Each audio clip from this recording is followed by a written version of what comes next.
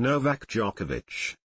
Novak Djokovic, Serbian, Novak Djokovic, pronounced, born the 22nd of May 1987, is a Serbian professional tennis player. Djokovic has been ranked number 1 for a record total of 428 weeks in a record 13 different years by the ATP, and finished as the year-end number 1 a record 8 times. Djokovic has won a record 24 Grand Slam men's singles titles, including a record 10 Australian Open titles. Overall, he has won 98 singles titles, including a record 71 big titles, 24 majors, a record 40 masters, and a record 7 ATP finals.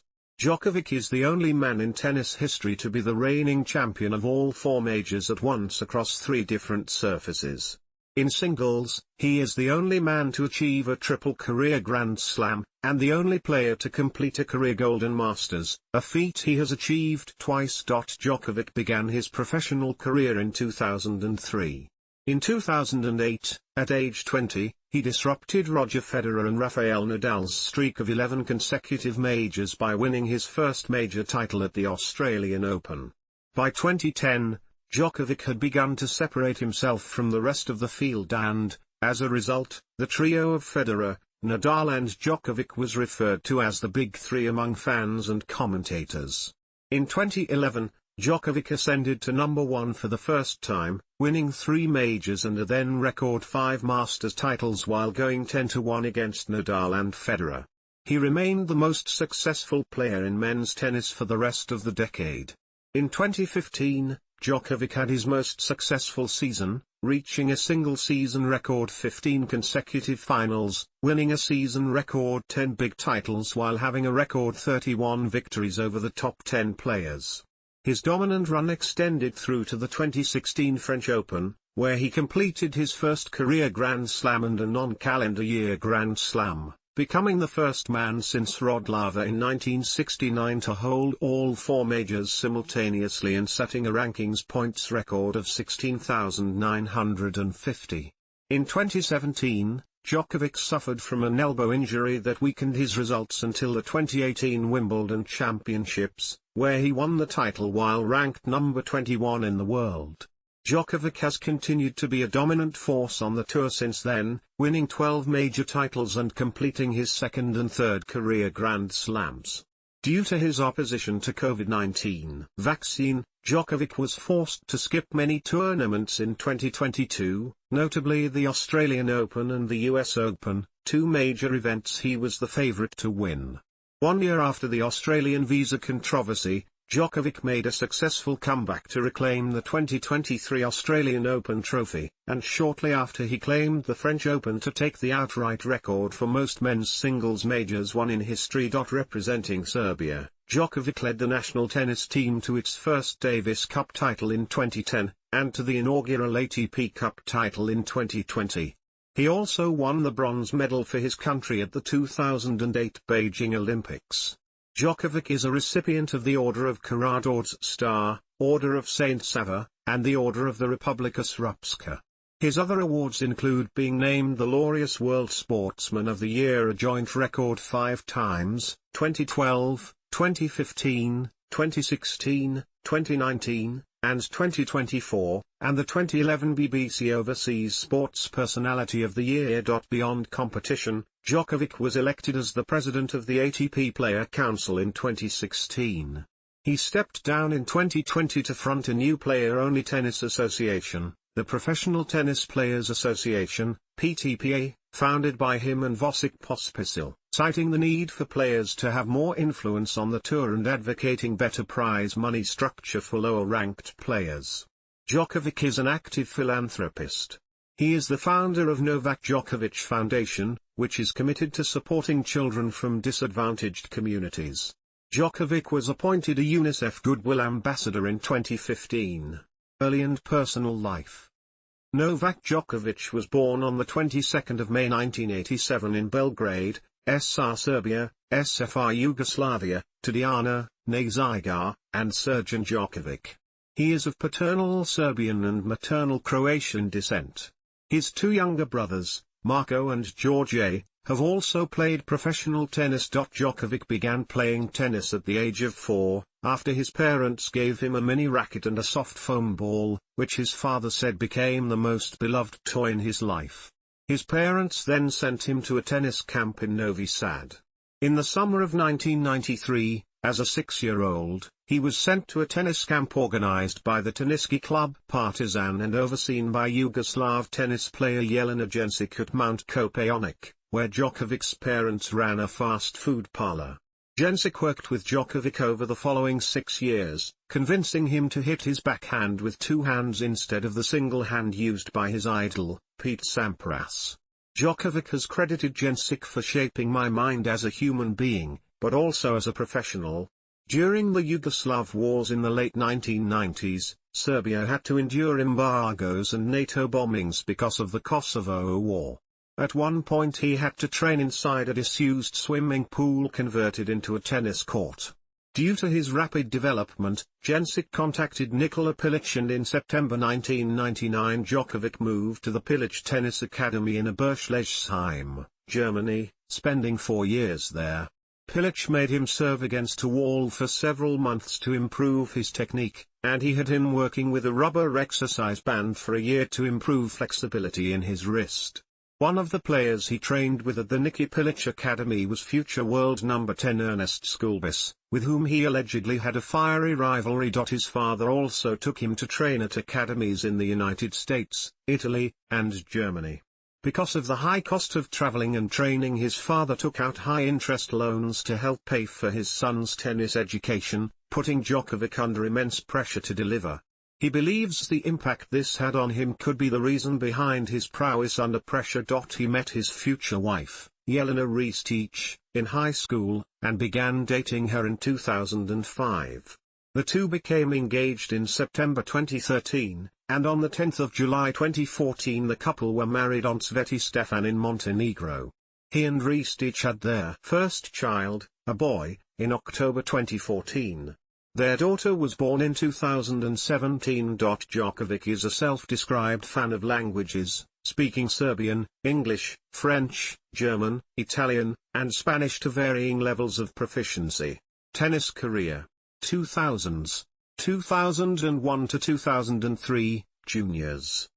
In 2001, Djokovic dominated the U14 circuit in the ETA Junior Tour, currently known as the Tennis Europe Junior Tour, winning his first ETA title in a second category tournament in Messina, defeating his compatriot Bojan Božović in the final, and his second in Livorno after beating the top seed and future rival Andy Murray in the semi-finals, and the second seed Alyosha Thron in the final, 5-7, 7-5, 6-4. In July, Djokovic was the top seed at the U14 European Championship, held in Sanremo, where he won the singles tournament over Lukas Lacko, and the doubles with Božović over the Russian pair of Alexandra Krasnoarsky and Mikhail Becker. Djokovic also led the Serbian team to victory in the European Summer Cup, thus ending the year as a European champion in singles, doubles and in-team competition, while also winning the silver medal at the ITF World Junior Championship for players under 14 in a team competition for Yugoslavia. Djokovic ended 2001 at the top of the ETA rankings for U14s, 1 place ahead of Murray at number 2. In 2002, Djokovic continued his dominance, now in the U16 circuit. In June, Djokovic won 2 prestigious tournaments in France, the Derby Cadets in La Boule, where he beat future world number 6 Gaël Monfils in the final, and Le Panté in Avignon. In September, Djokovic won his first ITF tournament in Pankovo after winning all of his matches in straight sets, some of which against rivals 3 years older than him, including the number 1 seed David Savic in the final. In November, Djokovic participated in the prestigious Prince Cup and Junior Orange Bowl in Miami, defeating home favorite Stephen Bass to win the former despite having to play the final just a few hours after winning a qualifier round for the Orange Bowl, where he beat 2 Americans in the main draw before losing in the third round to Marcos Baghdatis. In juniors, he compiled a singles win-loss record of 40-11, and 23-6 in doubles, reaching a combined junior world ranking of number 24 in February 2004. At the Junior Grand Slam events, his best showing was at the Australian Open where he reached the semi-finals in 2004. He also played at the French Open and US Open junior events in 2003. 2003 to 2005, start of professional career. In January 2003, at age 15, Djokovic played his first match in a professional tournament after receiving a wild card from Pilic to enter a futures event in Berchtesgaden, the suburb of Munich where Pilic had his academy, but despite knowing the court where he played very well, Djokovic still lost to Alex Radulescu in two tight sets, 7-5, 7-6. Pilic also had influence outside of Germany and requested a wild card for Djokovic to play in a futures in Belgrade in June, where he beat the number 4 seed in the first round and then Cesar Ferrer-Victoria in the final, gaining him his first world ranking of number 767.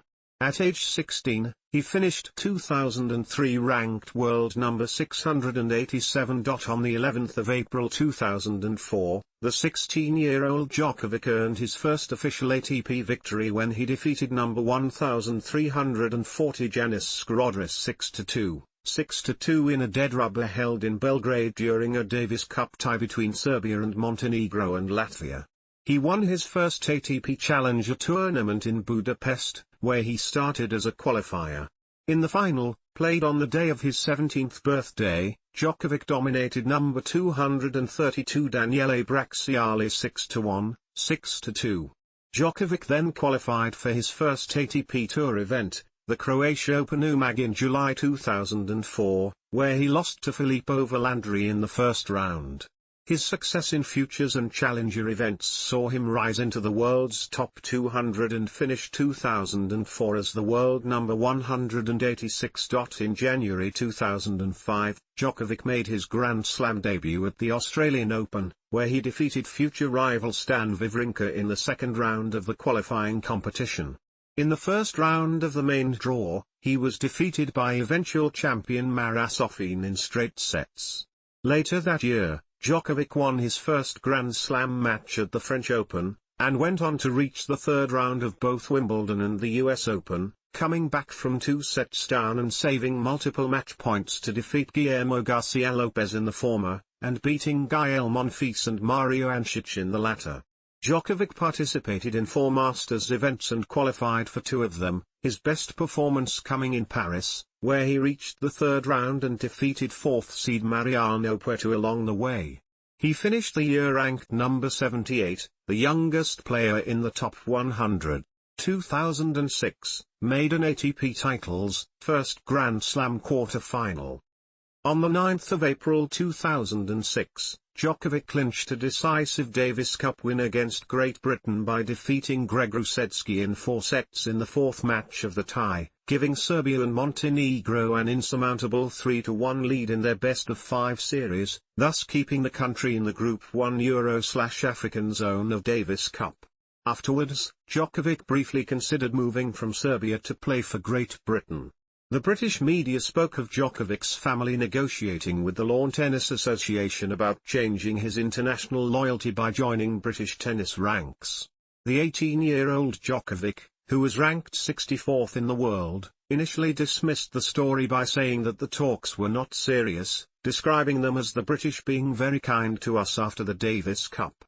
However, more than 3 years later, in October 2009, Djokovic confirmed that the talks between his family and the LTA throughout April and May 2006 were indeed serious. Britain was offering me a lot of opportunities and they needed someone because Andy was the only one, and still is. That had to be a disappointment for all the money they invest. But I didn't need the money as much as I had done. I had begun to make some for myself, enough to afford to travel with a coach, and I said, why the heck? I am Serbian, I am proud of being a Serbian, I didn't want to spoil that just because another country had better conditions. If I had played for Great Britain, of course I would have played exactly as I do for my country, but deep inside, I would never have felt that I belonged. I was the one who took the decision. Djokovic reached his first Grand Slam quarter-final at the French Open as the world number 63, after upsetting ninth-ranked Fernando Gonzalez in the second round. In the quarterfinals, he faced Rafael Nadal, the first ever meeting of their historic rivalry, which Nadal won via a retirement from Djokovic after Nadal took the first two sets. This deep run at the French Open saw him reach the top 40 in the world singles rankings. At Wimbledon, he reached the fourth round, losing to 7th seed Mario Andrich in 5 sets. 3 weeks after Wimbledon, Djokovic won his maiden ATP title at the Dutch Open in Amersfoort without losing a set, defeating Nicolas Massou in the final. He won his second career title at the Moselle Open in Metz, France, defeating Jürgen Melzer in the final, and moved into the top 20. He also reached his first career Masters quarter-final at Madrid during the indoor hardcourt season. Djokovic finished the year ranked number 16, the youngest player in the top 20. 2007, first Masters titles, first major final and breaking top 3. Djokovic began 2007 by defeating Australian Chris Guccione in the Adelaide final, before losing in the fourth round of the Australian Open to eventual champion Roger Federer in straight sets. His performances at the Masters Series events in Indian Wells and Miami, where he was the runner-up and champion respectively, pushed him into the world's top 10. Djokovic lost the Indian Wells final to Rafael Nadal, but defeated Nadal in Key Biscayne in the quarter-finals before going on to defeat Guillermo Cañas in the final to win his maiden Masters Series title.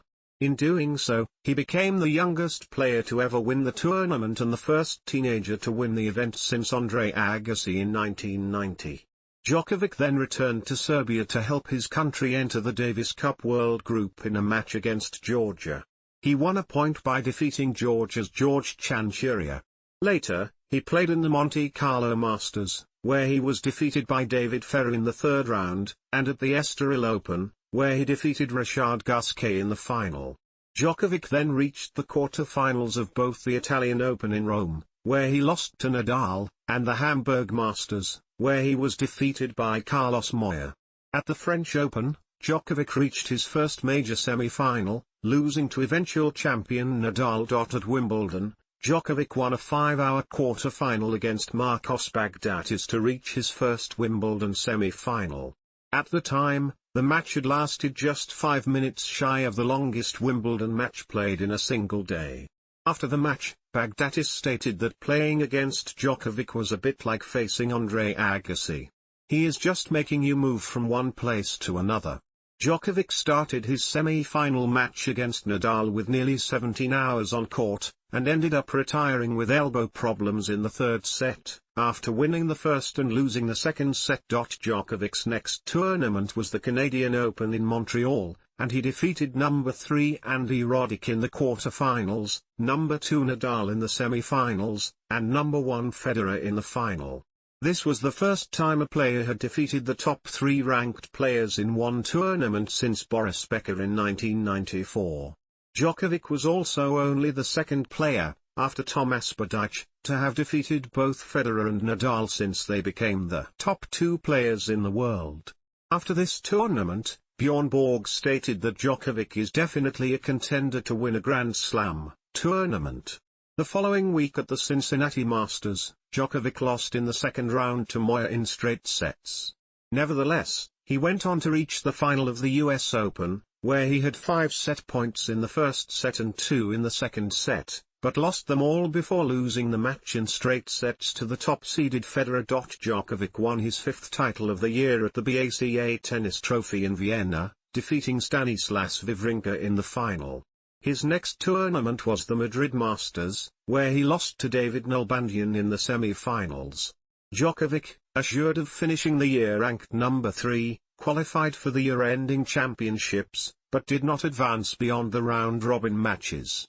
He received the Golden Badge Award for the best athlete in Serbia, and the Olympic Committee of Serbia declared him the best athlete in the country. Djokovic played a key role in the 2007 playoff win over Australia by winning all his matches and helping promote the Serbia Davis Cup team to the 2008 World Group.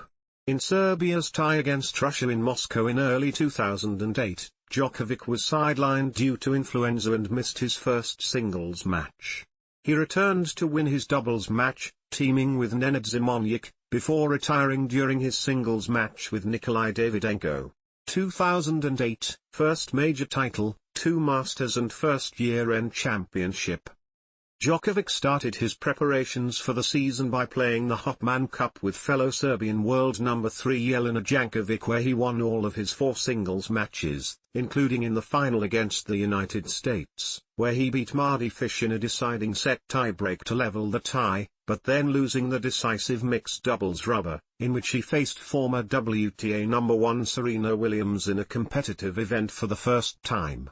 At the Australian Open, Djokovic reached his second consecutive Grand Slam final, this time without dropping a set, including a victory over 2-time defending champion Federer in the semi-finals. By reaching the semi-finals, Djokovic became the youngest player in the Open era to have reached the semi-finals in all 4 Grand Slam events. In the final, Djokovic defeated unseeded Frenchman Jo-Wilfried Tsonga in 4 sets to earn his first Grand Slam singles title. This marked the first time since the 2005 Australian Open that a Grand Slam singles title was not won by Federer or Nadal. Djokovic's next tournament was the Dubai Championships, where he lost in the semi-finals to Roddick. At the Indian Wells Masters, Djokovic won his 9th career singles title, defeating Mardy Fish in the final. Djokovic won his 10th career singles title and 4th Master Series singles crown at the Italian Open in Rome after defeating Wawrinka in the final. The following week he lost to Nadal in the semi-finals at the Hamburg Masters. At the French Open, Djokovic was the 3rd-seeded player behind Federer and Nadal. He lost to Nadal in the semi-finals in straight sets. On grass, Djokovic once again played Nadal, this time in the Artois Championships final in Queen's Club, where he lost in 2 sets. Djokovic entered Wimbledon seeded 3rd but lost in the second round to Marat Safin, ending a streak of 5 consecutive majors where he had reached at least the semi-finals. Djokovic then failed to defend his 2007 singles title at the Rogers Cup in Toronto, where he was eliminated in the quarter-finals by Andy Murray. The following week at the Cincinnati Masters, Djokovic advanced to the final, beating Nadal in the semi-finals, which not only ended the Spaniard's 32-match winning streak, but also delayed Nadal's first ascension to world number 1 by a week. In the final, he again lost to Murray in straight sets. His next tournament was the 2008 Summer Olympics, his first Olympics. He and Nenad Zimonjic, seeded 2nd in men's doubles, were eliminated in the first round by the Czech pairing of Martin Dam and Pavel Visner. Seeded 3rd in singles, Djokovic lost in the semi-finals to Nadal. Djokovic then defeated James Blake, the loser of the other semi-final, in the bronze medal match. After the Olympics, Djokovic entered the US Open seeded 3rd, where he defeated Roddick in the quarter-finals.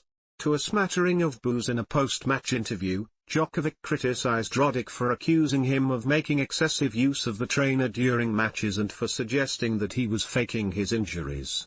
His run at the US Open ended in the semi-finals when he lost to Federer in 4 sets, in a rematch of the previous year's final. In November, Djokovic was the 2nd seed at the year-ending Tennis Masters Cup in Shanghai, beating Juan Martín del Potro and Nikolai Davydenko in the round-robin stage, and Gilles Simon in the semi-finals. In the final, Djokovic defeated Davydenko to win his first title at the year-end championship. 2009, 10 finals, 5 titles. Djokovic started the year at the Brisbane International, where he was upset by fellow Pilic Academy trainee Ernest Schoolbis in the first round. As defending champion at the Australian Open, Djokovic retired from his quarter-final match with former world number 1 Andy Roddick, primarily due to heat illness that generated muscle aches and cramps. After losing in the semi-finals of the Open 13 tournament in Marseille to Tsonga, Djokovic won the singles title at the Dubai Championships, defeating Federer to claim his 12th career title. The following week, Djokovic was the defending champion at the Indian Wells Masters but lost to Roddick in the quarter-finals. At the Miami Open in Key Biscayne, Djokovic beat Federer in the semi-finals, before losing to Murray in the final. Djokovic reached the final of the next Masters event, the Monte Carlo Masters on clay, losing to Nadal in the final. At the Italian Open in Rome, Djokovic failed to defend the title he had won the previous year, losing to Nadal in the final again. Djokovic was the top seed at his hometown tournament, the Serbia Open in Belgrade, beating Łukasz Kubot in the final to win his second title of the year. Djokovic then reached the semi-finals of the Madrid Open without dropping a set, where he lost to Nadal despite holding 3 match points. The match, at 4 hours and 3 minutes, was at the time the longest 3-set singles match on the ATP Tour in the Open era. At the French Open, he lost in the third round to German Philipp Kohlschreiber. Djokovic began his grass court season at the Jerry Weber Open, where after the withdrawal of Federer, he competed as the top seed. He advanced to the final, where he lost to Tommy Haas. Djokovic then lost to Haas again, this time in the quarter-finals of Wimbledon. During the US Open Series, Djokovic made the quarter-finals of the Canadian Open in Montreal before losing to Roddick. At the Cincinnati Masters, Djokovic defeated Nadal in the semi-finals before losing in the final to Federer. At the US Open, Djokovic reached the semi-finals, where he was defeated by Federer. Djokovic then won his third title of the year at the China Open in Beijing, beating Marin Cilic in the final. Djokovic then lost in the semi-finals of the inaugural Shanghai Masters to Davydenko. At the Swiss indoors in Basel, Djokovic recorded his first 6-0, 6-0 win at an elite event when he defeated Jan Hernik in the second round. He then defeated home player Wawrinka in the quarter-finals before saving 3-match to win his semi-final against Radek Stepanek. In the final, he defeated home favorite and 3-time defending champion Federer to win his 4th title of the year. Djokovic won his first Masters title of the year at the Paris Masters after defeating Nadal in the semi-finals, and outlasting Gael Monfils in a decisive set tiebreak in the final. Even though he came into the year-ending ATP Finals in London on a 10-match winning streak and as the defending champion, Djokovic failed to make it out from the round-robin stage despite beating both Davydenko and Nadal due to having fewer sets. Djokovic ended the year as the number 3 for the third consecutive year, having played 97 matches, the most of any player on the ATP Tour, which earned him the Ironman nickname, with a 78-19 win-loss record. In addition to leading the ATP Tour in match wins, he reached a career-best 10 finals, winning 5 titles. 2010s, 2010, US Open Final and Davis Cup crown. After playing nearly 100 matches in 2009, Djokovic stated that he was fed up with matches, so he decided not to play any ranking tournaments before the Australian Open, thus starting his year by playing in the AME Classic, an exhibition event, where he beat Tommy Haas, but lost to Fernando Verdasco and teenager Bernard Tomic. At the Australian Open, Djokovic lost to 5-setter Tsonga in the quarter-finals. Despite the loss, he attained a career-high ranking of number 2 and went on to reach the semi-finals in Rotterdam, where he lost to Mikhail Yuzny. At the Dubai Championships, Djokovic reached the final, this time defeating Yuzny to win his first title of the year and to successfully defend a title for the first time in his career. On 6-8 of March 2010, Djokovic then took part in Serbia's Davis Cup tie against the United States on clay in Belgrade, where he played a key role in helping his country reach the quarter-final in the Davis Cup for the first time in its independent history, winning both singles matches against Sam Querrey and John Isner in a 3-2 victory. After early exits at the Indian Wells and Miami Masters, Djokovic announced that he had ceased working with Todd Martin as his coach. In his first clay court tournament of the year at the Monte Carlo Masters, top-seeded Djokovic reached the semi-finals with wins over Wawrinka and David Nalbandian before losing to Verdasco.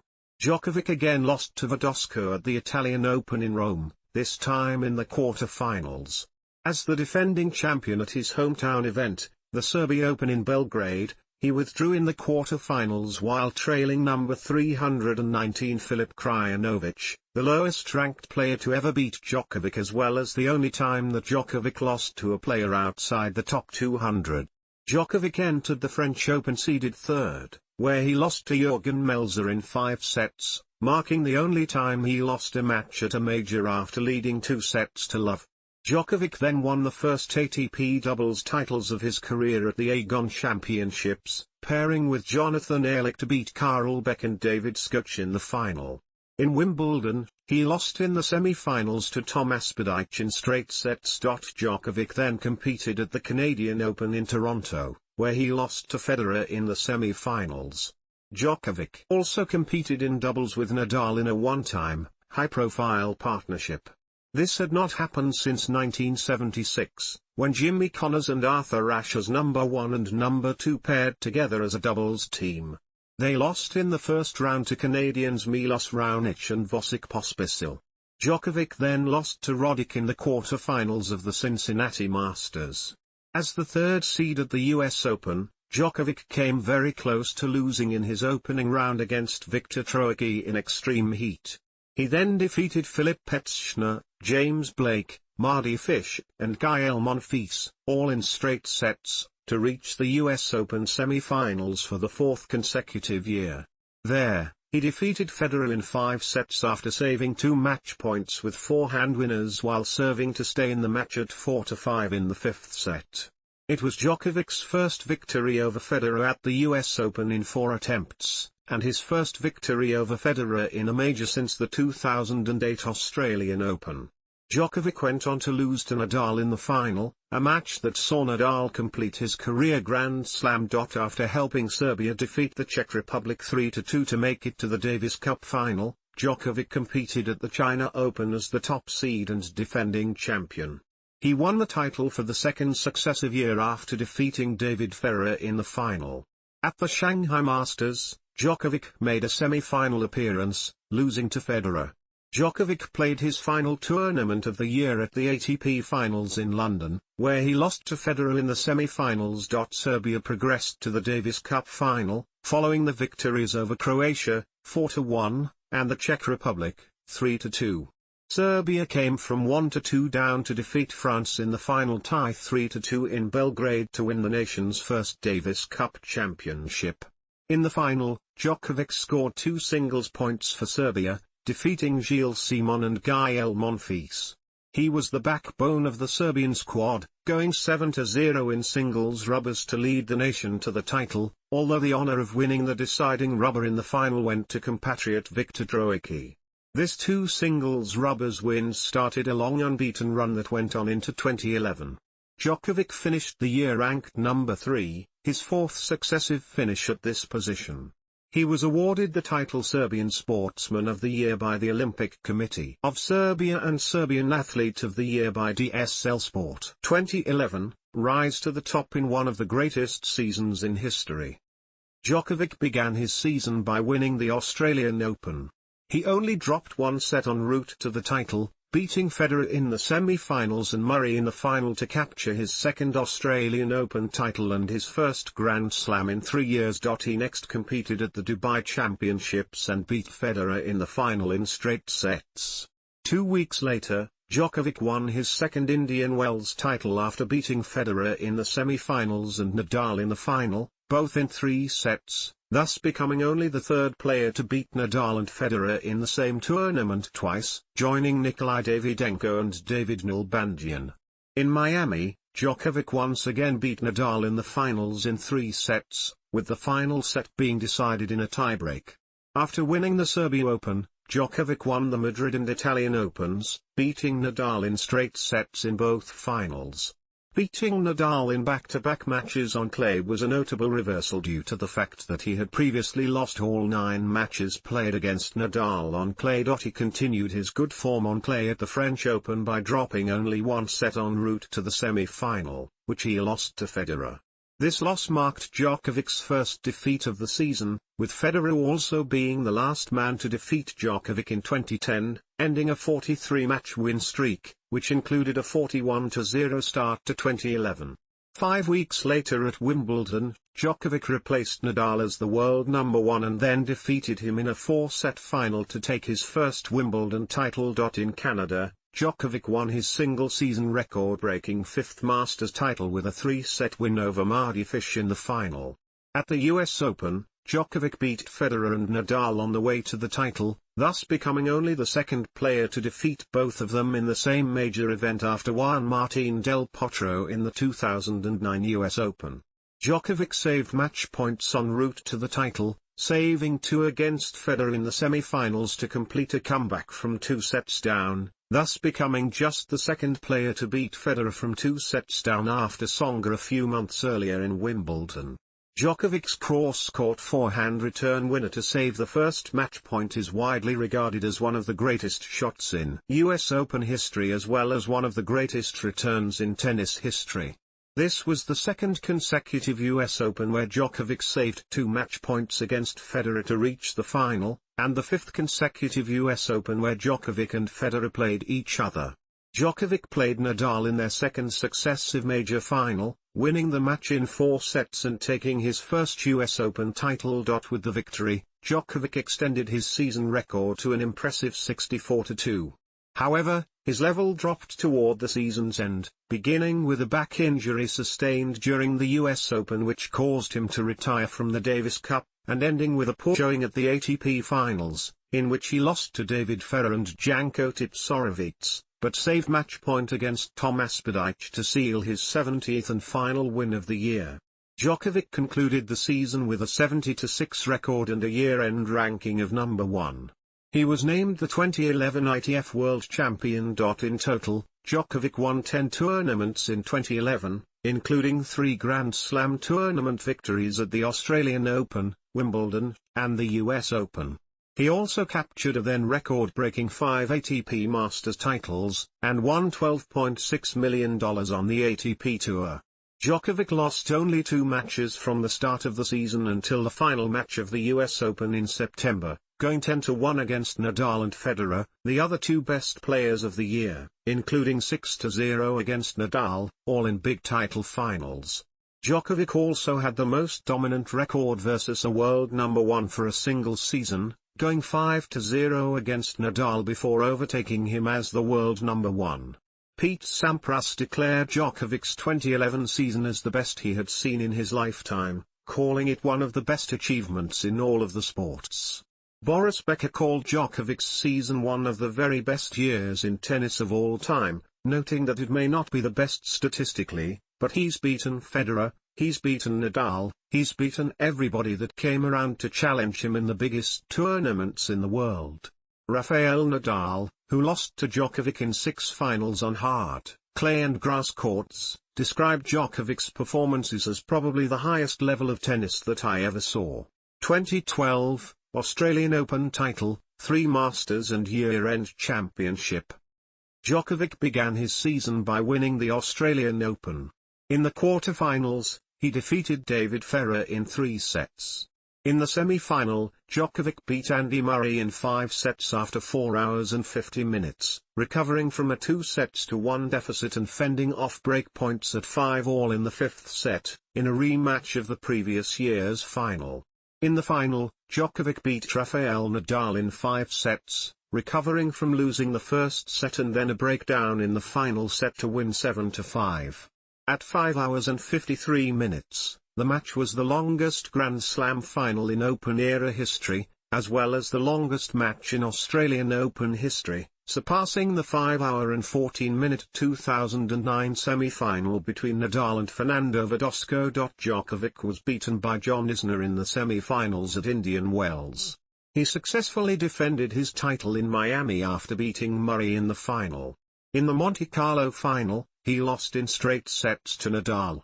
Djokovic also lost in straight sets to Nadal at the 2012 Rome Masters final. Djokovic reached his maiden French Open final by defeating Roger Federer, reaching the final of all 4 majors consecutively.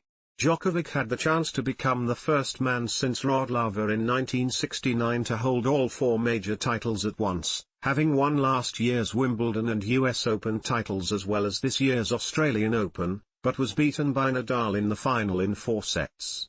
Following the French Open, Djokovic failed to defend his title in Wimbledon, losing to Roger Federer in 4 sets in the semi-finals. At the 2012 Summer Olympics in London, Djokovic was chosen as the flag bearer for Serbia. On the 2nd of August 2012, Djokovic defeated French fifth seed Jo-Wilfried Tsonga and advanced to the semi-finals, where he was beaten by Murray in straight sets. In the bronze medal match he lost to Juan Martín del Potro, finishing fourth. He successively defended his Rogers Cup title, dropping just a single set to Tommy Haas. Following the Rogers Cup, Djokovic made the final of the Cincinnati Masters but lost to Federer in straight sets. At the US Open, Djokovic reached his third consecutive final by beating fourth-seeded David Ferrer in a match suspended a day due to rain. He then lost to Murray in a five-set final that lasted 4 hours and 54 minutes, the joint longest US Open in history. This final also set the records for both the longest tiebreak, 24 minutes, and the longest rally, 54 shots, in a major final, won by Murray and Djokovic respectively. Djokovic went on to defend his China Open title, defeating Tsonga in straight sets. The following week he won the Shanghai Masters by defeating Murray in the final. With Federer's withdrawal from the Paris Masters, Djokovic regained the #1 ranking. On the 12th of November 2012, Djokovic won the 2012 ATP Finals by defeating Federer in the final. Because of his achievements in the 2012 season, Djokovic was named the 2012 ITF World Champion in men's singles by the International Tennis Federation. 2013, Australian Open title, 3 Masters and year-end championship. Djokovic started his preparations for the 2013 season by playing the Hopman Cup with Ana Ivanovic, winning 3 of his 4 singles matches, including in the final against Fernando Verdasco of Spain in an eventual 1-2 loss.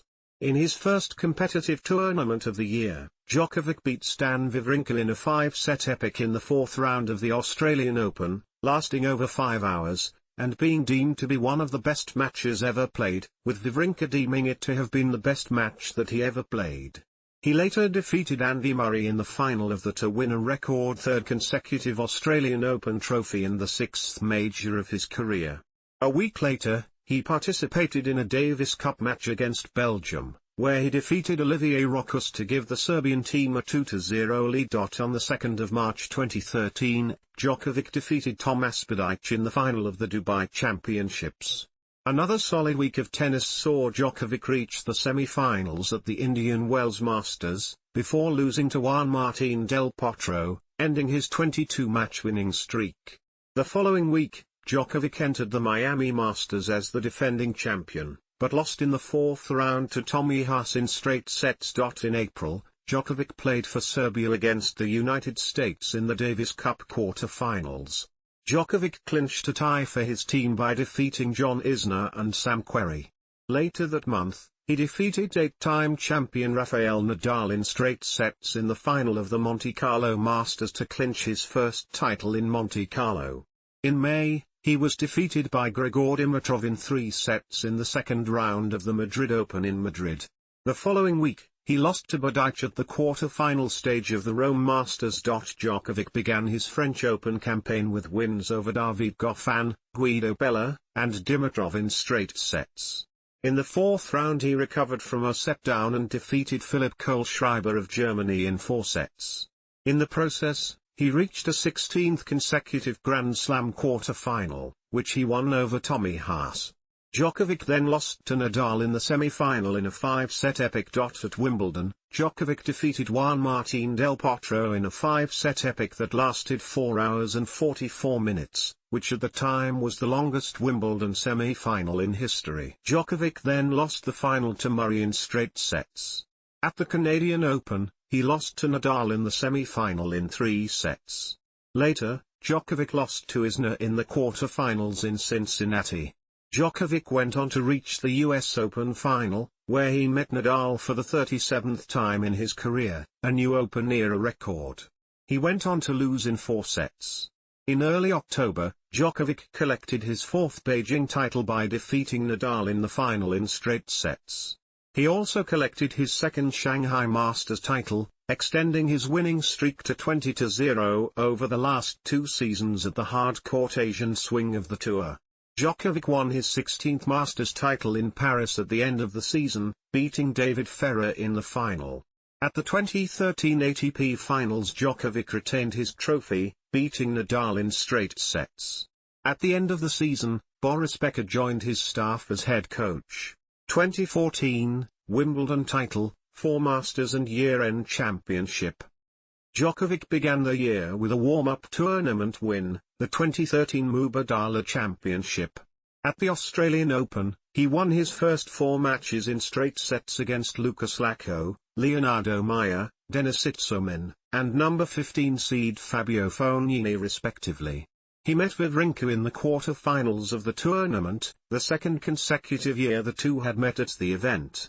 Despite coming back from 2-1 down, Djokovic fell 9-7 in the 5th set, ending his 25-match winning streak in Melbourne, as well as his streak of 14 consecutive Grand Slam tournament semi-finals. Djokovic won his third Indian Wells Masters title, defeating Federer in the final.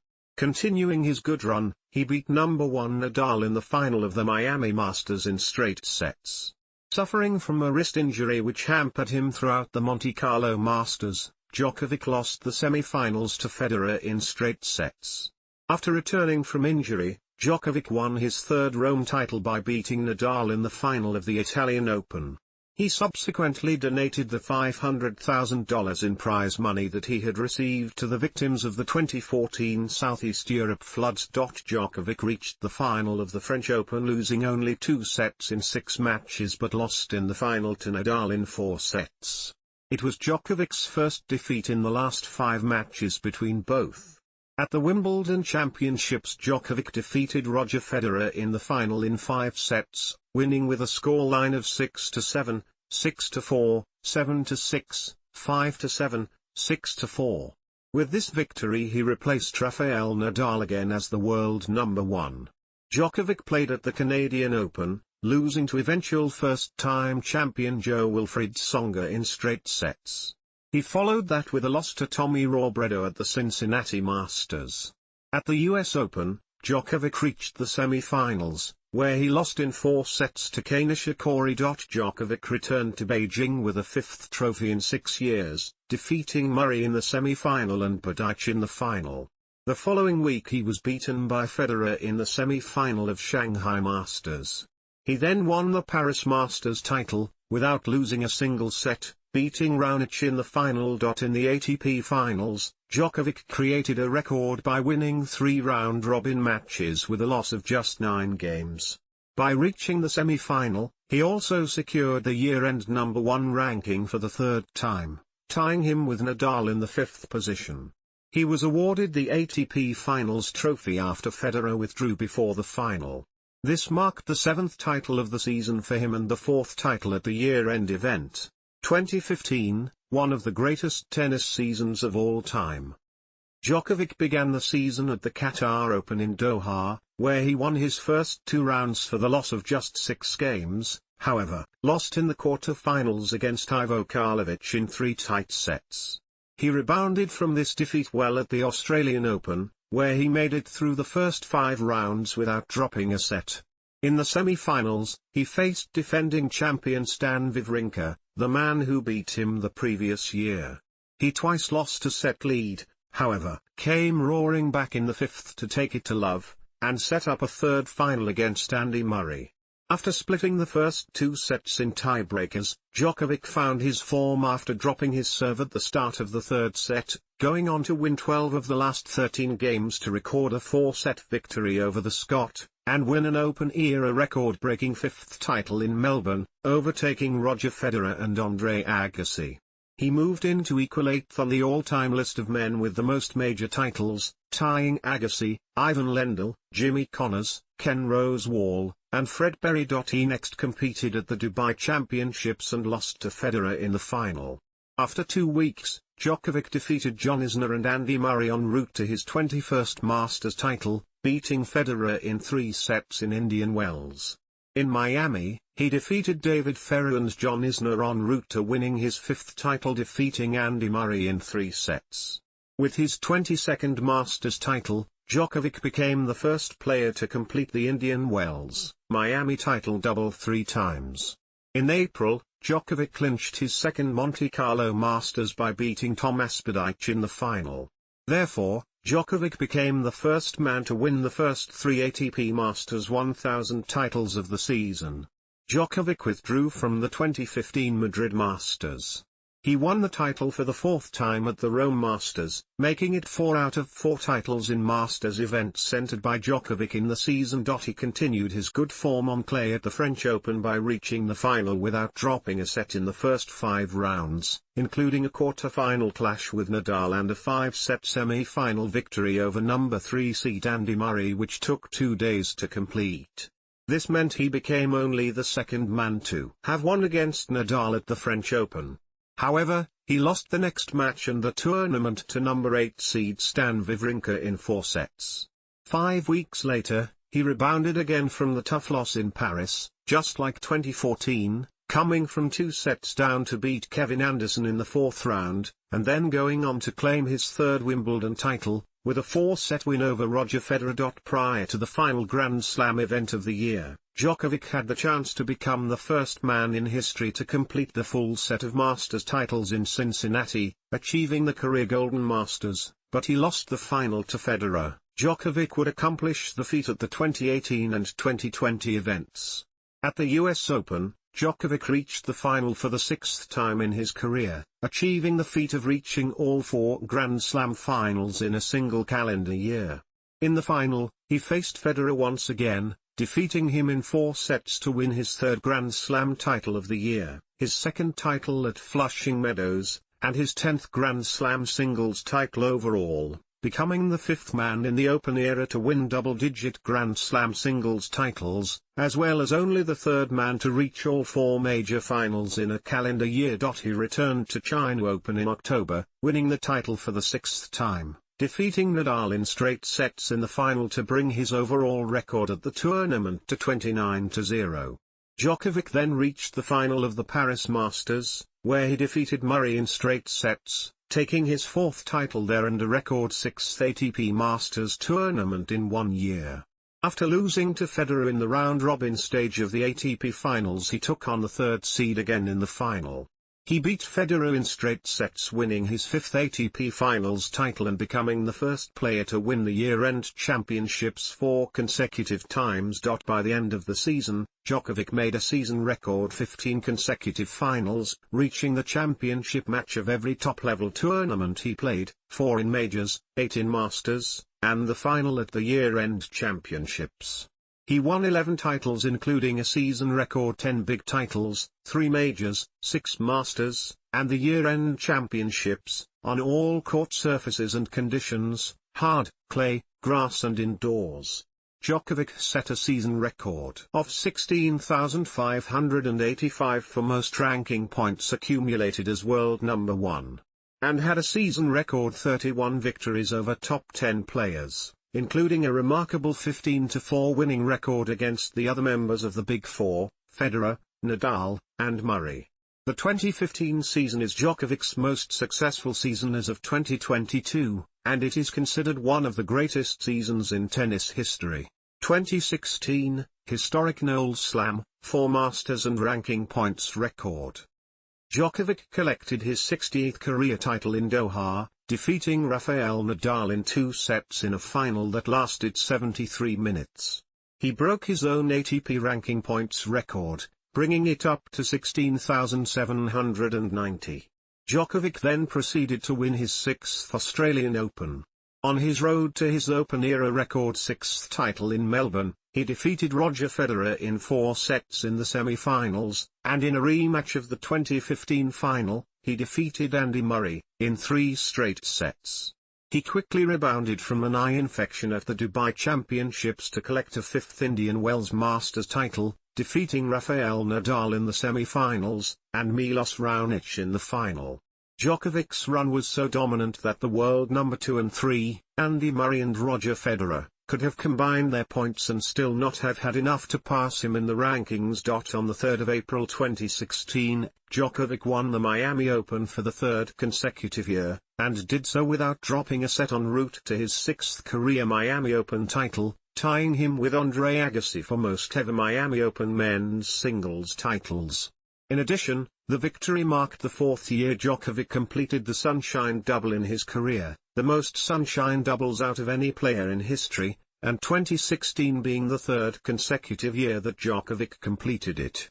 His win in Miami also saw Djokovic surpass Roger Federer to become the all-time leading prize money winner on the ATP Tour with career earnings of $98.2 million.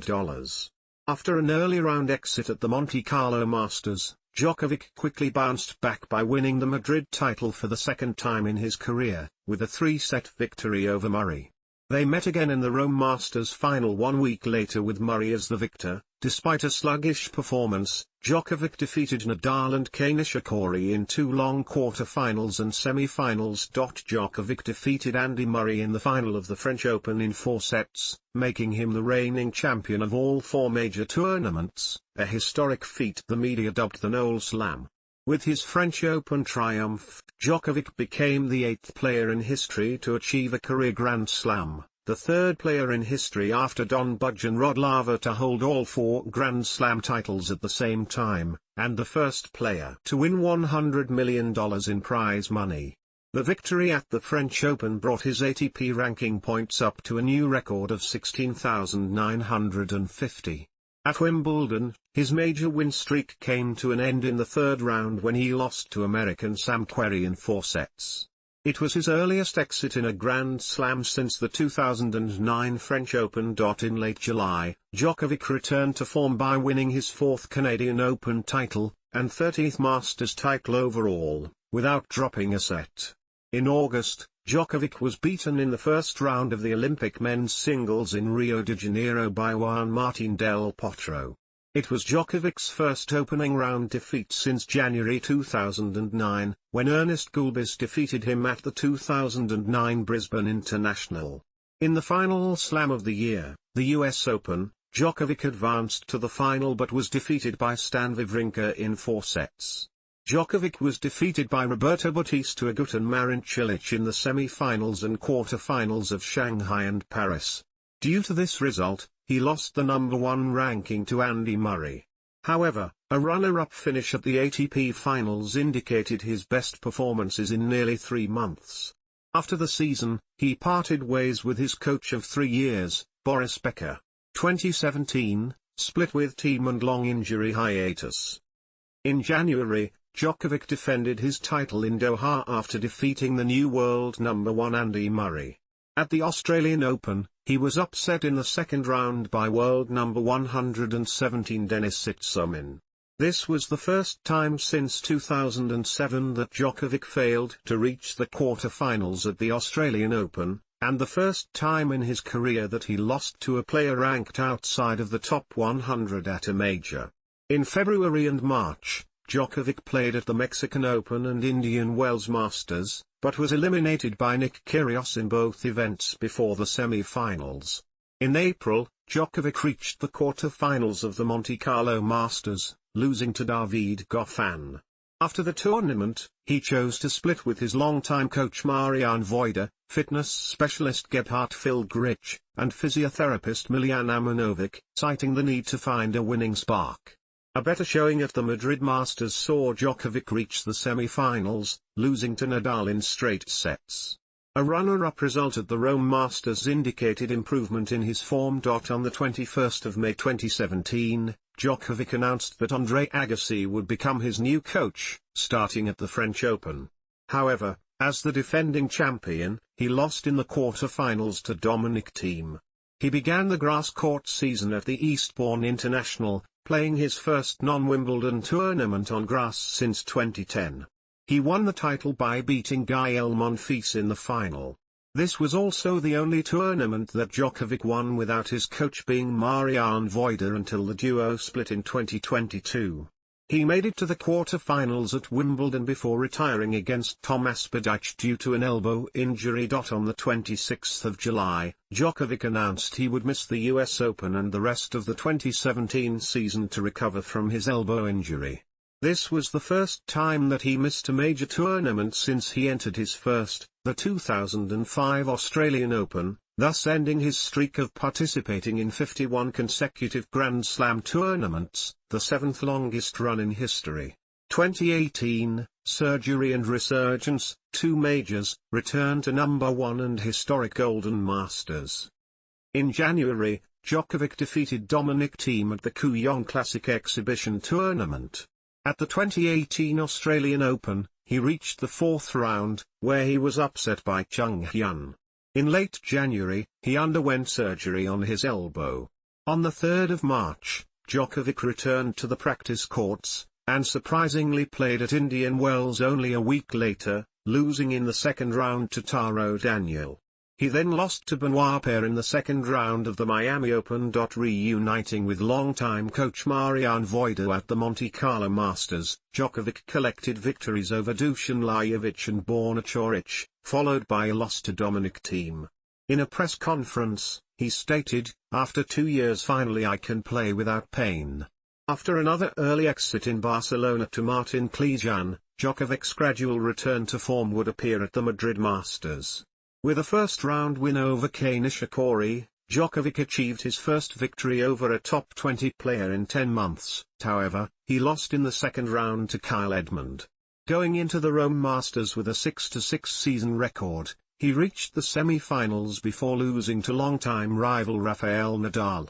He then reached the quarter-finals of the French Open before losing to Marco Cecchinato. Djokovic began the grass court season at Queen's Club, securing his first win over a top 5 player in almost 18 months by defeating Grigor Dimitrov in the second round. He reached the final where, despite holding a championship point, he lost to Marin Cilic. He also played doubles partnering with longtime friend and rival Stan Wawrinka. Djokovic then entered Wimbledon as the 12th seed, where he reached the semi-finals to face Rafael Nadal. Djokovic defeated Nadal in a 5-hour and 17-minute, 5-set epic spread over 2 days, becoming the second longest Wimbledon semi-final in history, second only to the match between Kevin Anderson and John Isner held earlier on the same day. In the final, he claimed his 4th Wimbledon title and 13th major title overall by defeating Kevin Anderson in straight sets. With the win, he rose 11 ranking spots and re-entered the top 10 for the first time since October 2017. At number 21, he was the lowest-ranked Wimbledon titleist since Goran Ivanisevic in 2001. After a triumphant grass season, Djokovic started his North American hard-court swing with a third-round showing at the Canadian Open, losing to Stefanos Tsitsipas. Afterwards, he returned to play the Cincinnati Masters for the first time in 3 years. In an event plagued by suspended play due to rain, Djokovic defeated the defending champion Grigor Dimitrov, Milos Raonic, and Marin Cilic to reach his 6th final at the tournament and 4th final against Roger Federer. Although Federer was riding a streak of 100 consecutive holes of serve at the tournament, dating back to the 2014 final, Djokovic broke his serve 3 times to win his first Cincinnati Masters title. With this victory, Djokovic became the first, and, as of 2022, only, player in tennis history to complete the career Golden Masters, winning all 9 ATP Masters events at least once in one's career. Djokovic was the 6th seed at the US Open. He advanced to his 11th US Open semi-final in as many appearances, where he overcame Kei Nishikori. Djokovic then defeated Juan Martín del Potro to win his 3rd US Open title and 14th major title overall, tying with Pete Sampras's tally. With the win, Djokovic returned to the top 3 in the world rankings for the first time since the 2017 French Open. At the Shanghai Masters, Djokovic defeated Kevin Anderson and Alexander Zverev en route to the title, not dropping a set nor having his serve broken throughout. The win marked his 4th Shanghai title, and his ranking rose to number 2. On the 31st of October, Rafael Nadal announced his withdrawal from the Paris Masters due to an abdominal injury, and Djokovic reclaimed the world number 1 ranking. There, Djokovic defeated Roger Federer in a tight 3-set semi-final, but was upset by the unseeded Karen Khachanov in the final. At the ATP Finals, Djokovic was guaranteed a 5th year-end number 1 ranking following the withdrawal of Rafael Nadal from the event. In the round-robin stage, he defeated Alexander Zverev, Marin Cilic, and John Isner without dropping a set. In the semi-finals, he defeated Kevin Anderson to reach his 7th final at the tournament but was upset by Zverev. At the 2018 Mubadala Championship, he scored victories over Karen Khachanov and Kevin Anderson to win the title. 2019, historic 7th Australian Open title and Wimbledon title. Djokovic's first tournament of the year was at the Qatar Open, where he lost to Roberto Bautista Agut in the semi-finals. He then entered the Australian Open as the top seed, and defeated Rafael Nadal in the final to win his record 7th Australian Open and 15th major title overall. Djokovic then played at the Indian Wells Masters, where he was upset by Philipp Kohlschreiber in the 3rd round, and lost in the 4th round of the Miami Open to Bautista Agut. Djokovic then began his clay court season at the Monte Carlo Masters, losing in the quarter-finals to Daniil Medvedev. During the Madrid Open, Novak Djokovic celebrated his 250th week at world number 1 in ATP rankings. By beating Stefanos Tsitsipas in the final, Djokovic claimed his 3rd Madrid Open title and record-equaling 33rd ATP Masters title overall. At the Italian Open, he reached the final after a brutal victory over longtime rival Juan Martín del Potro, where he lost to Rafael Nadal. Djokovic competed in the French Open, reaching the semi-finals without dropping a set. His 4th-round win made him the first man to reach 10 consecutive quarter-finals at the French Open. In the semi-finals, he lost to Dominic Thiem in a 4-hour, 5-set match stretched across 2 days, in one of the matches of the year, ending his 26-match winning streak in majors and his search for a second Noel Slam. At Wimbledon, Djokovic defended his title to win his 5th Wimbledon title and 16th major title overall, defeating Roger Federer in an epic 5-set final that lasted a record 4 hours and 57 minutes. Djokovic, who won fewer points overall than Federer, saved 2 championship points in the 5th set to win the title. Djokovic next played at the Cincinnati Open as the defending champion, but lost to eventual champion Daniil Medvedev in the semi-finals.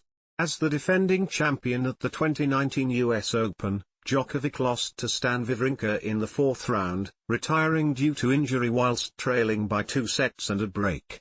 In October, Djokovic defeated John Millman in straight sets to win the Japan Open. At the Shanghai Masters, Djokovic reached the quarter-final stage, but lost to Stefanos Tsitsipas. In November, Djokovic won his 5th Paris Masters title over Denis Shapovalov. Djokovic then played at the 2019 ATP Finals but was eliminated in the round-robin stage after losses to Dominic Thiem and Federer, his first loss to Federer since 2015. 2020s. 2020, ATP Cup crown, Australian Open title and double Golden Masters. At the inaugural 2020 ATP Cup, Djokovic led Serbia to the title by scoring 6 victories, including wins over Daniil Medvedev in the semi-finals and Rafael Nadal in the final. At the Australian Open, he defeated longtime rival Roger Federer in straight sets en route to the final where he overcame Dominic Thiem in 5 sets. This marked Djokovic's 8th win at the Australian Open and 17th Grand Slam title. With the win, Djokovic regained the world number 1 spot in the ATP rankings, and became the first player since Ken Rosewall to win major titles in 3 different decades, and the first to do so in the Open era. The match also marked the first time Djokovic came back to win a major final after trailing 2-1, having lost each of the last 7 times this happened. Djokovic then won the title at Dubai Championships for the 5th time, defeating Stefanos Tsitsipas in the final. In June, Djokovic tested positive for COVID-19 during the Adria Tour, a series of charity exhibition games in Balkans that he helped organize. Djokovic was criticized for holding the event with a lack of social distancing and other precautions taken against COVID-19. The last match of the tour was cancelled after several players, their partners, and coaches tested positive for the virus. Djokovic stated he was deeply sorry, admitting he and organizers were wrong to go ahead with the event and that they believed the tournament met all health protocols. He also said that many of the criticisms were malicious, adding, "It's obviously more than just criticism, it's like an agenda and a witch hunt." With the resumption of the ATP Tour, Djokovic defeated Milos Raonic to win his second Cincinnati Masters title. By doing so, he won his 35th Masters title, completing his second career Golden Masters.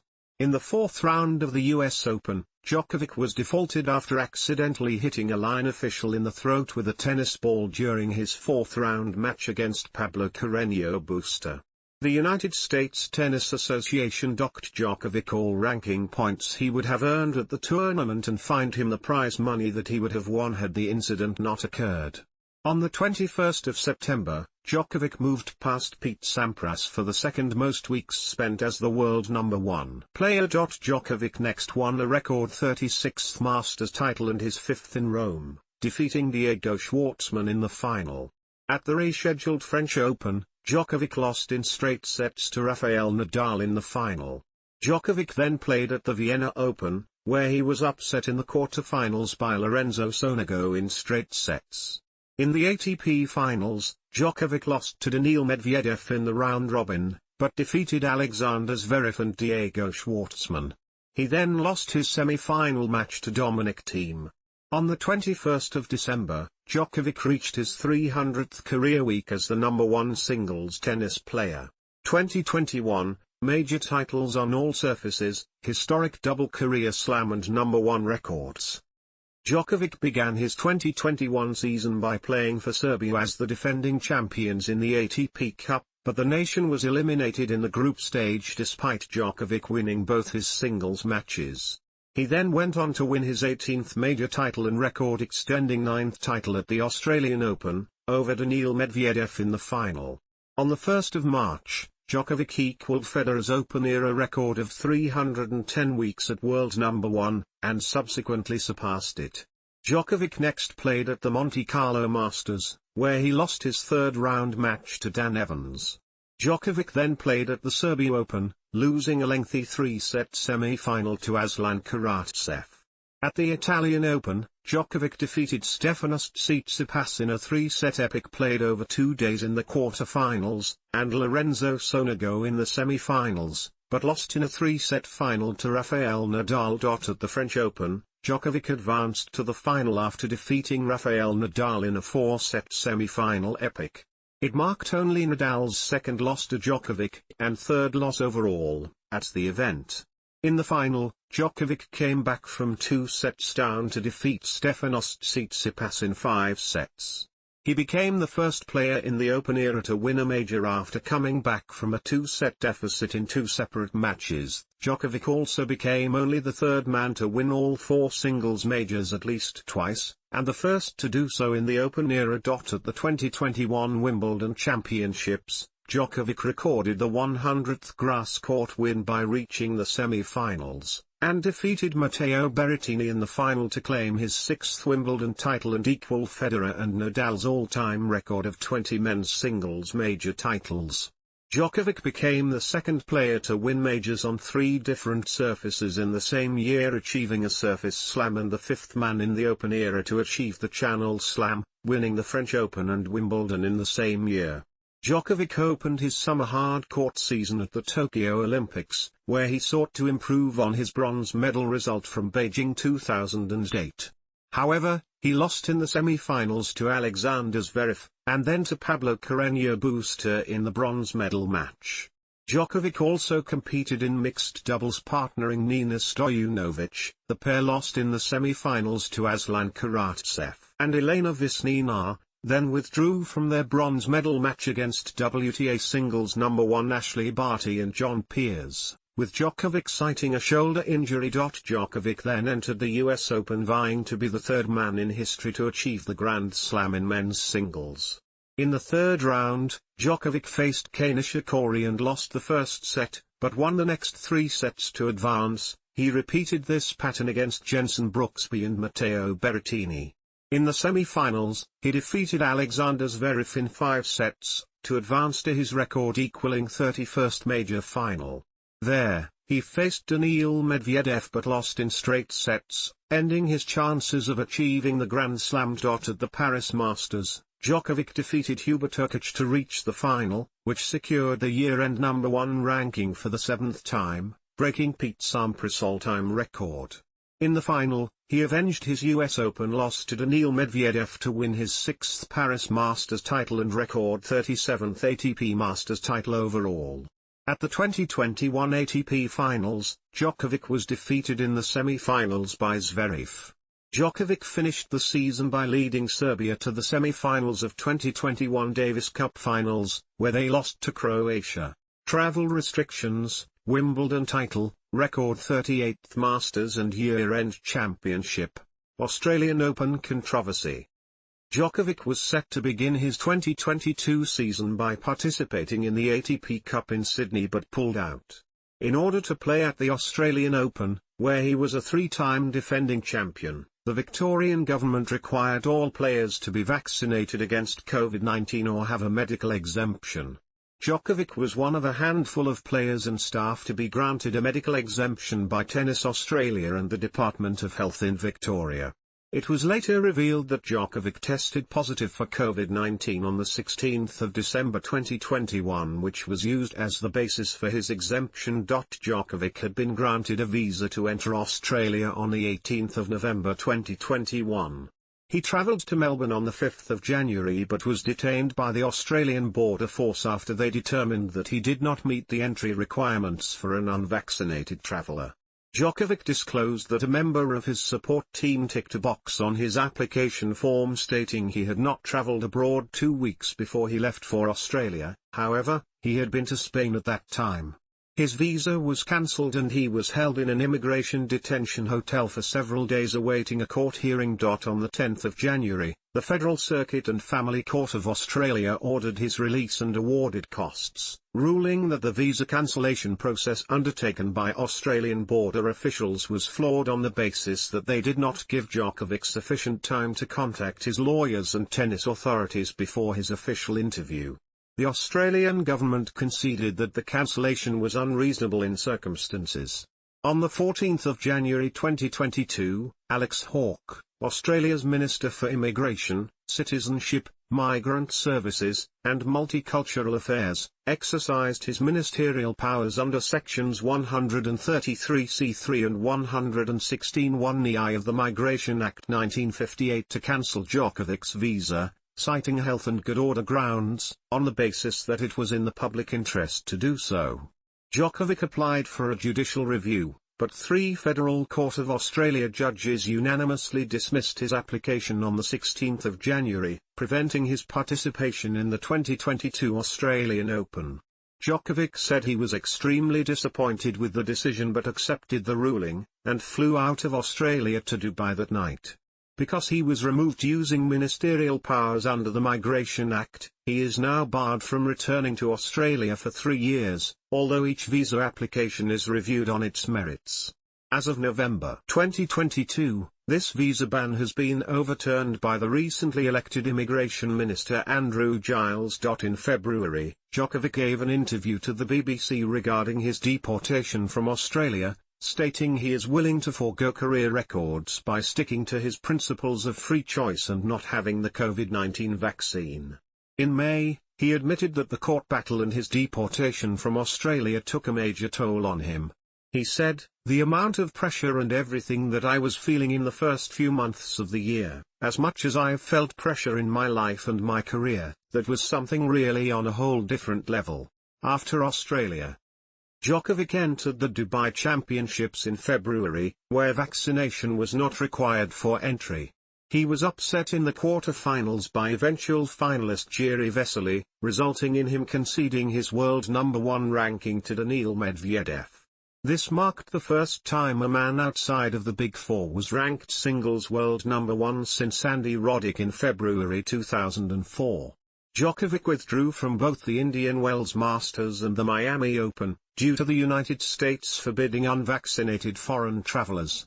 Despite being unable to play, Djokovic regained the world number 1 ranking after Medvedev's third-round defeat at Indian Wells. After being unable to play in March, Djokovic began his clay court season at the Monte Carlo Masters in April. Seeded first, he received a bye in the first round and lost to eventual finalist Davidovich Fokina in the second, his first opening match loss since the 2018 Barcelona Open. Later that month, he reached the final of the Serbia Open and lost to Andrei Rublev in 3 sets. At the Madrid Open in May, Djokovic made it to the semi-finals where he was beaten in 3 sets by 19-year-old Carlos Alcaraz, the eventual champion. At the Italian Open a week later, he reached the 12th final of his career at this Masters. In the semi-finals, he defeated Casper Ruud for his 1,000th career win, becoming only the 5th man in the Open era to reach this milestone. In the final, he defeated Stefanos Tsitsipas in straight sets to win his 6th Italian Open and record-extending 38th Masters title. Djokovic entered the French Open in May as the defending champion. After defeating Yoshihito Nishioka, Alex Molcan, Oljaz Bidin and Diego Schwartzman in straight sets, he faced Rafael Nadal in the quarter-finals for their record-extending 59th meeting. He lost in 4 sets, ending his French Open title defense. As a result of his quarter-finals defeat, he conceded the number 1 ranking to Daniil Medvedev for the second time in 2022.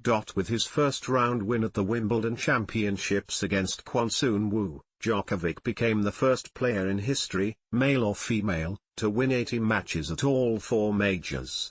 With his semi-final win over Cameron Norrie, Djokovic reached a record 32nd Grand Slam final, 1 ahead of Roger Federer. Djokovic went on to defeat Nick Kyrgios in the final in 4 sets for his 4th consecutive and 7th overall Wimbledon trophy. With this victory, he reached a total of 21 major titles, which broke his tie of 20 majors with Federer and put him 1 Grand Slam title behind Nadal. Due to Djokovic's unvaccinated status against COVID-19, he was unable to compete in the US Open as the US government did not allow unvaccinated non-US citizens to enter the country. As a result, he withdrew from the tournament on the 25th of August. At the Astana Open in October, he defeated Medvedev in the semi-finals and Stefanos Tsitsipas in the final to win his 90th singles title. Djokovic then competed at the Paris Masters, where he defeated Stefanos Tsitsipas in the semi-finals to reach his 3rd straight final of the season. It was also the 650th hard-court win of his career, making him just the 3rd male player in the Open era to record 650 or more career wins on any single surface. He then lost in the final to 19-year-old Holger Rune, which marked the first time Djokovic lost a Masters finals after winning the first set. Seeded 7th at the ATP Finals, Djokovic won his first round-robin match over 2nd seed Stefanos Tsitsipas to record his 60th career victory over a top 3 player, making him the first player to accomplish this milestone since the ATP rankings began in 1973. Djokovic then defeated 6th seed Andrei Rublev and 4th seed Daniil Medvedev to reach the semi-finals, where he defeated Taylor Fritz to reach his 8th final at this event and secured his 15th year-end top 5 finish in the rankings. He defeated Casper Ruud to win a record-equaling 6th ATP Finals title. He is also the first player ever to win the ATP Finals in 3 different decades, the 2000s, 2010s and 2020s. Djokovic, at the age of 35, also became the oldest champion in the ATP Finals' 53-year history. 2023, historic 23rd, 24th majors and triple career slam, record 7th year-end championship. Djokovic started his season by winning his 92nd career title at the 2023 Adelaide International, where he defeated Sebastian Korda in 3 sets in the final after saving a championship point. At the Australian Open, Djokovic overcame hamstring injury concerns to reach the final, where he defeated Stefanos Tsitsipas in straight sets to claim his record-extending 10th Australian Open title while tying Nadal for the record of 22 men's singles major titles and reclaiming the world's number 1 ranking from Carlos Alcaraz. On the 27th of February 2023, Djokovic broke Steffi Graf's record of 377 weeks that she set back 25 years ago for most weeks as world number 1 in women's tennis. Thus he became the player with most weeks at number 1 on both the men's and women's tours. In March, Djokovic withdrew from the Indian Wells Masters and Miami Open after being denied a visa into the United States due to being unvaccinated. Afterwards, Djokovic struggled in the clay court season, suffering early defeats at the Monte Carlo Masters and the Banja Open. At the Italian Open, Djokovic was defeated in the quarter-finals by Holger Rune. At the French Open, he returned to form, reaching the semi-finals to face world number 1 Carlos Alcaraz, whom he defeated in 4 sets to reach a record-extending 34th major final. Moreover, he became the only player to contest at least 7 finals at each Grand Slam tournament. Djokovic would go on to beat Casper Ruud in the final, securing a record-breaking 23rd major title and becoming the first man in tennis history to achieve a triple career Grand Slam. By winning the title, Djokovic reclaimed the world number 1 position from Alcaraz. Djokovic then played at the 2023 Wimbledon Championships, where he was bidding to win a 5th consecutive title and a record-equaling 8th title. He reached the semi-finals with straight-set victories over Pedro Caixin, Jordan Thompson, and Stan Wawrinka, and 4-set victories over Hubert Hurkacz and Andrei Rublev. In the semi-finals, he faced Jannik Sinner in a rematch of their quarter-final match the previous year, and Djokovic won in straight sets to reach his 5th consecutive and 9th overall Wimbledon final, as well as his record-extending 35th major final, where he faced Carlos Alcaraz. He subsequently lost an epic final to Alcaraz in 5 sets, ending his 34-match winning streak at Wimbledon since 2018 and his unbeaten run in both Wimbledon finals and centre court since his 2013 defeat to Andy Murray. He proceeded to win his 3rd Cincinnati Masters title and a record-extending 39th Masters title. He beat Alcaraz in a rematch of their Wimbledon final, in what was the longest best-of-3 sets ATP final and the longest match in the tournament's history, at 3 hours and 49 minutes, and was immediately praised as one of the best matches of all time.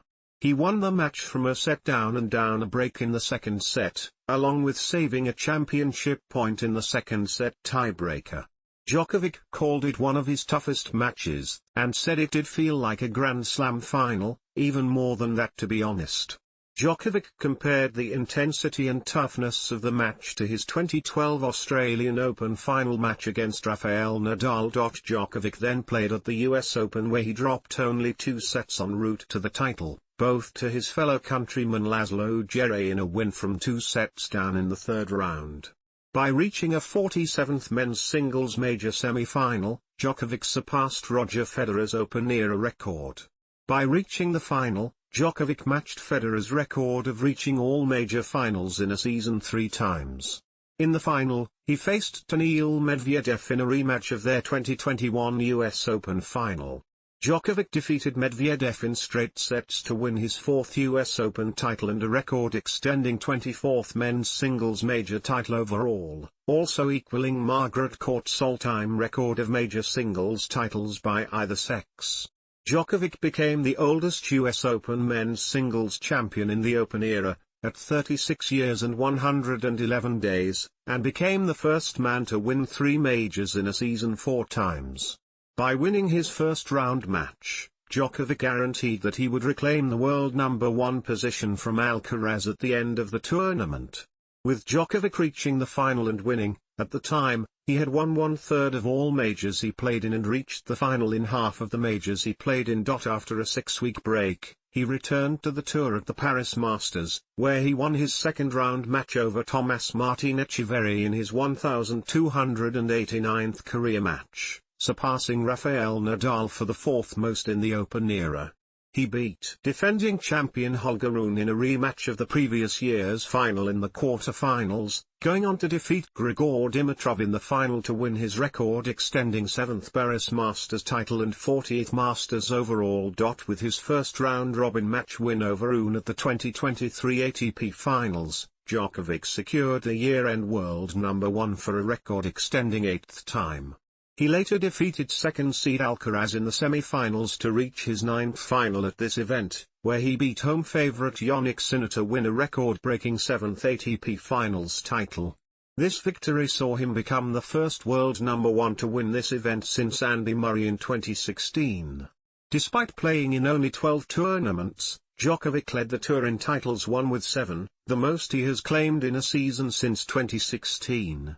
On the 20th of November, Djokovic became the first player in singles to reach 400 weeks at number 1. 2024, oldest ATP number 1, most major victories and knee surgery. In a bid to win his 25th major title at the Australian Open, Djokovic reached the semi-finals against world number 4, Jannik Sinner. There, he lost in 4 sets, suffering his first loss at the Australian Open since 2018, his first ever Australian Open semi-final loss, and his third loss to Sinner in a 3-month span, ending his consecutive win streak of 33 wins. He called his loss one of the worst Grand Slam matches I've ever played. By reaching a 58th major singles quarter-final, Djokovic equaled Roger Federer's all-time record.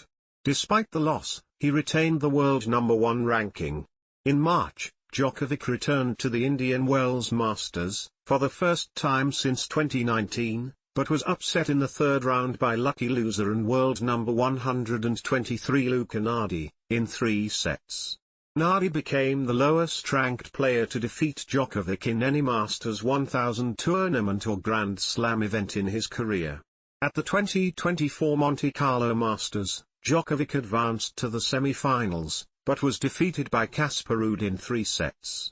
After his win against Corentin Moutet at the Italian Open, Djokovic got hit by an aluminium water bottle while signing autographs which struck him on the head.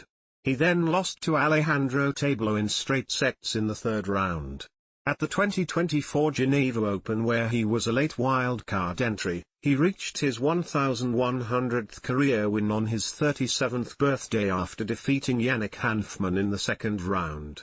He became only the third player in the Open era to reach the milestone after Jimmy Connors and Roger Federer.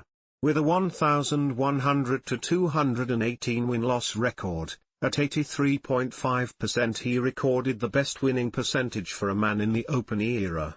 In the third round at the French Open, he beat Lorenzo Musetti in 5 sets in the latest finish ever at the French Open, finishing at 3:07 a.m. after 4 hours and 29 minutes.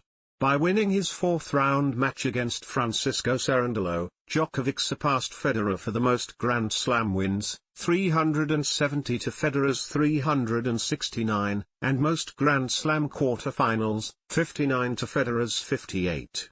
At 4 hours and 39 minutes, it was Djokovic's longest French Open match of his career, beating his previous time in the 2013 French Open semi-final by 2 minutes.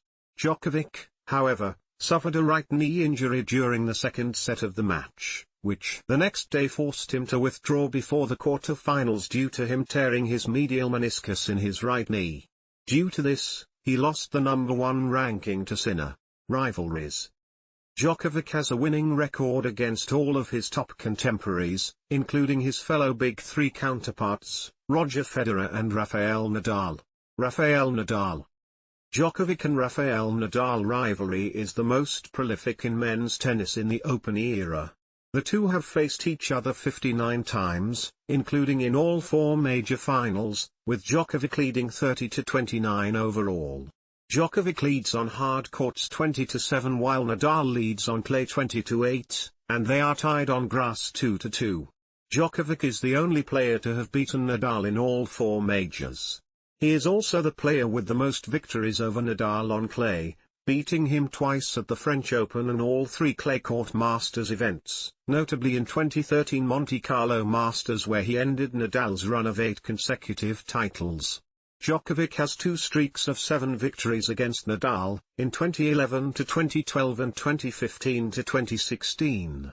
The two contested in the longest major finals match ever played at the 2012 Australian Open where Djokovic won in 5 sets lasting 5 hours and 53 minutes.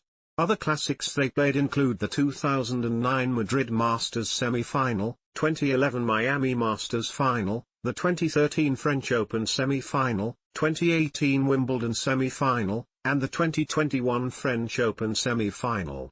Roger Federer.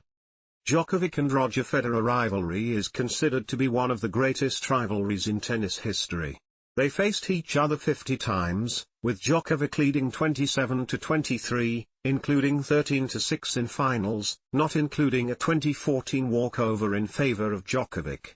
Djokovic leads on hard courts 20-18 as well as on grass 3-1, and they are split 4-4 on clay. Djokovic is the player with the most victories over Federer and the only player to beat Federer multiple times at his most successful major tournaments, 4 times at the Australian Open, 3 times at the US Open, 3 times at the year-end championship, and most notably, 3 times at the final of Wimbledon Championships.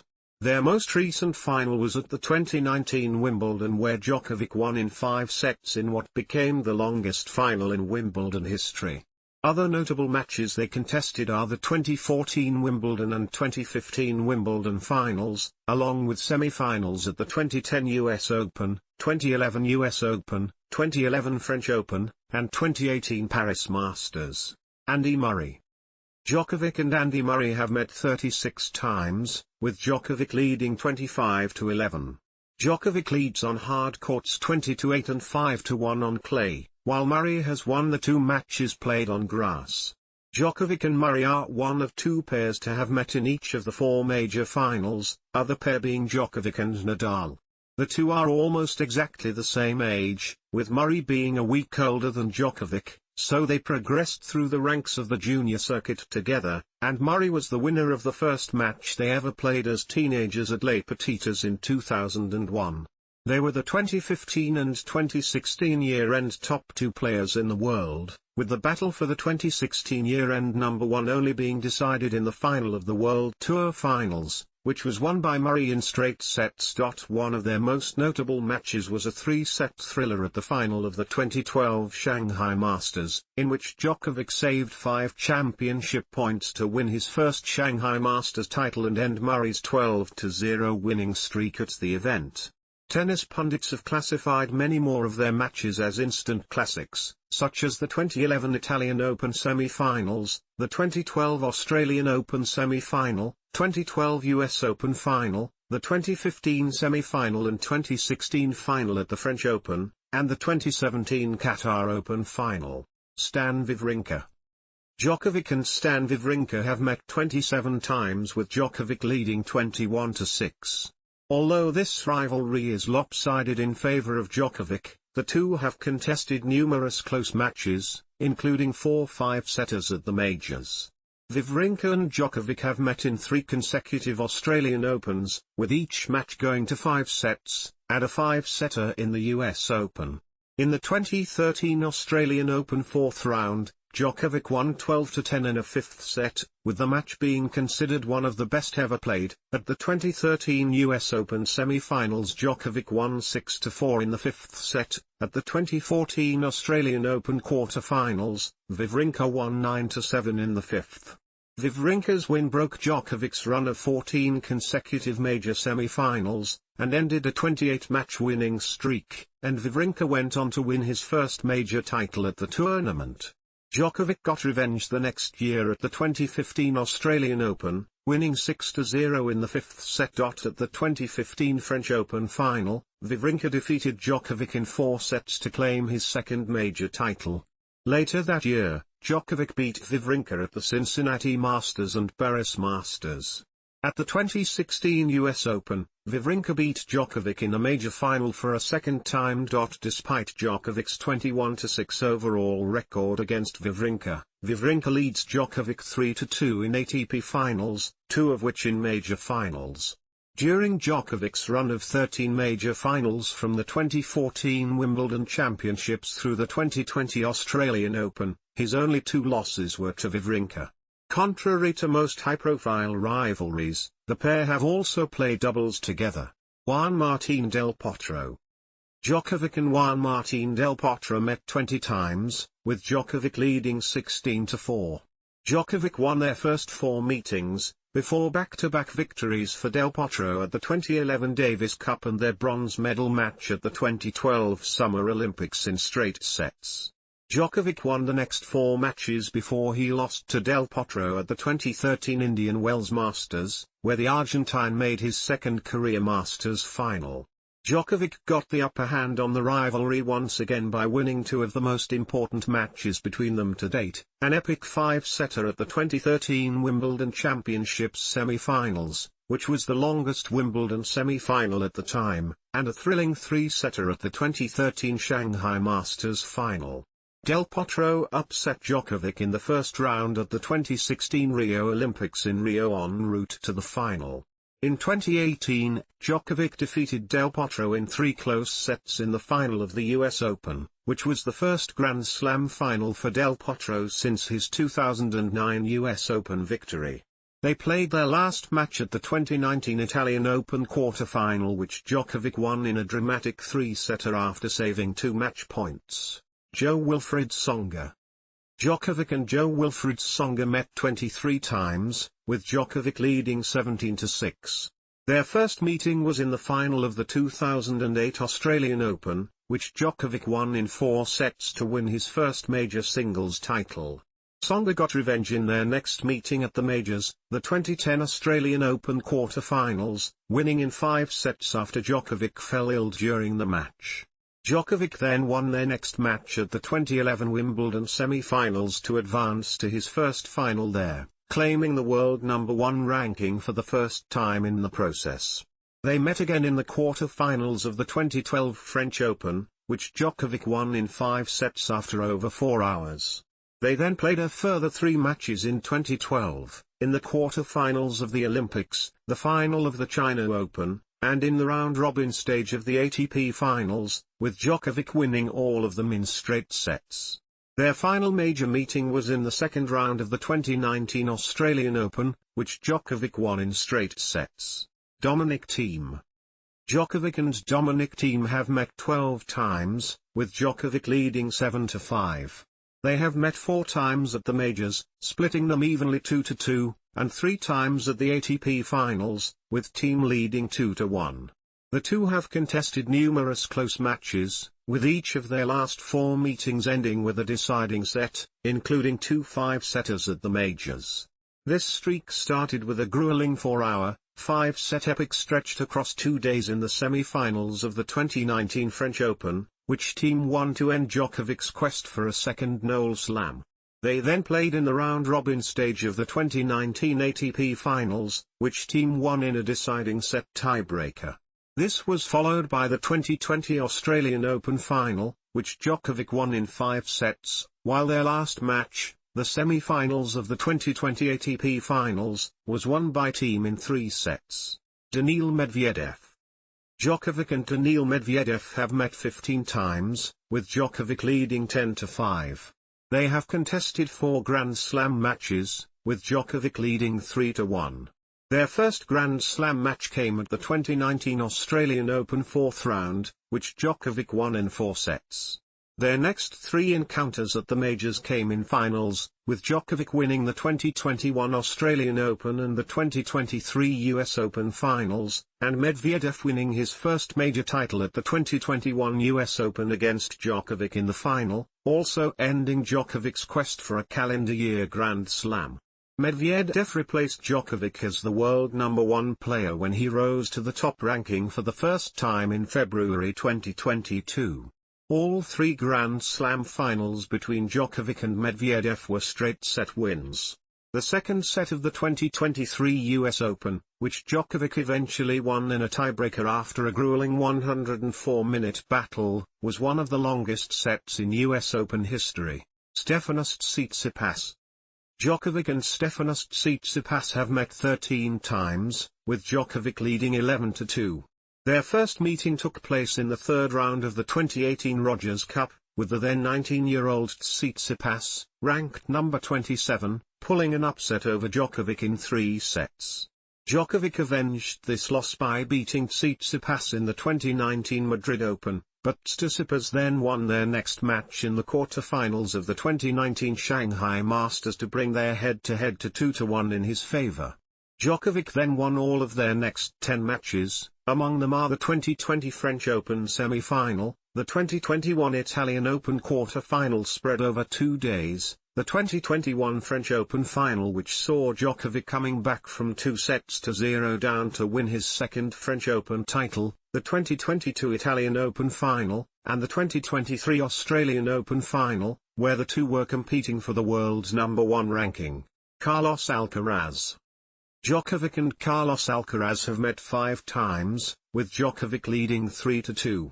Both have won once at a Grand Slam tournament and once at a Masters tournament, and Djokovic defeated Alcaraz in the semi-finals of 2023 ATP Finals. Their first meeting was at the 2022 Madrid Masters semi-finals, in which Alcaraz prevailed in a deciding set tiebreaker. Their next meeting would not be until the semi-finals of the 2023 French Open, which was highly anticipated and received immense hype from media and the ATP itself. Djokovic won in 4 sets, with the match competitive until Alcaraz faltered due to cramps from mental pressure and physical intensity. They would meet again soon after in the 2023 Wimbledon final, in which Alcaraz would defeat Djokovic in a 5-setter that lasted 4 hours and 42 minutes, ending his hopes for a calendar Grand Slam and his record 45-match centre-court win streak. They would meet soon again in another epic at the 2023 Cincinnati Masters final, with Djokovic prevailing in 3 tightly contested sets after saving a match point. The match was the longest best-of-3 sets ATP Tour final and the longest match in the tournament's history, at 3 hours and 49 minutes, and was immediately praised as one of the best matches ever. Djokovic won despite being a set down and down a break in the second set, along with saving a championship point in the second set tiebreaker. Legacy. I believe that numbers are numbers and statistics are statistics, and, in that sense, I think he has better numbers than mine, and that is indisputable. It is not beneath me, nor do I have an ego big enough to try and disguise a reality that is not. This is the truth.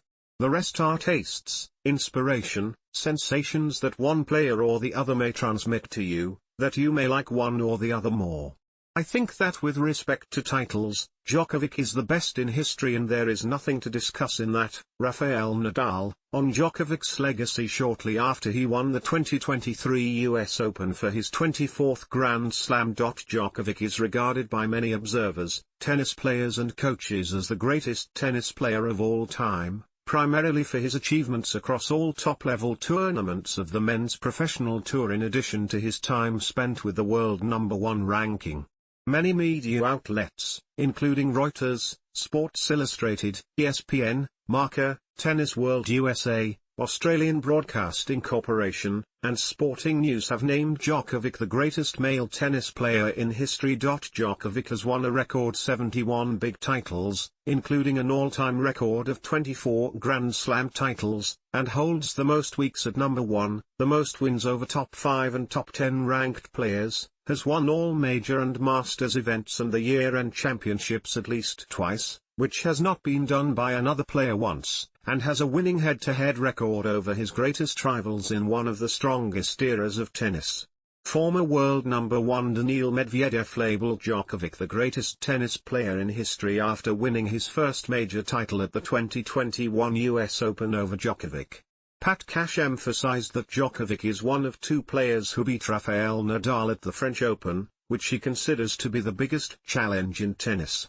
Richard Krutzek and the Raw, sports opinion website, said that Djokovic should be considered for the greatest player of all time because he is the only one among his rivals who has won all 4 majors consecutively. Patrick Muratoglu stated, Novak is the most complete player of all times.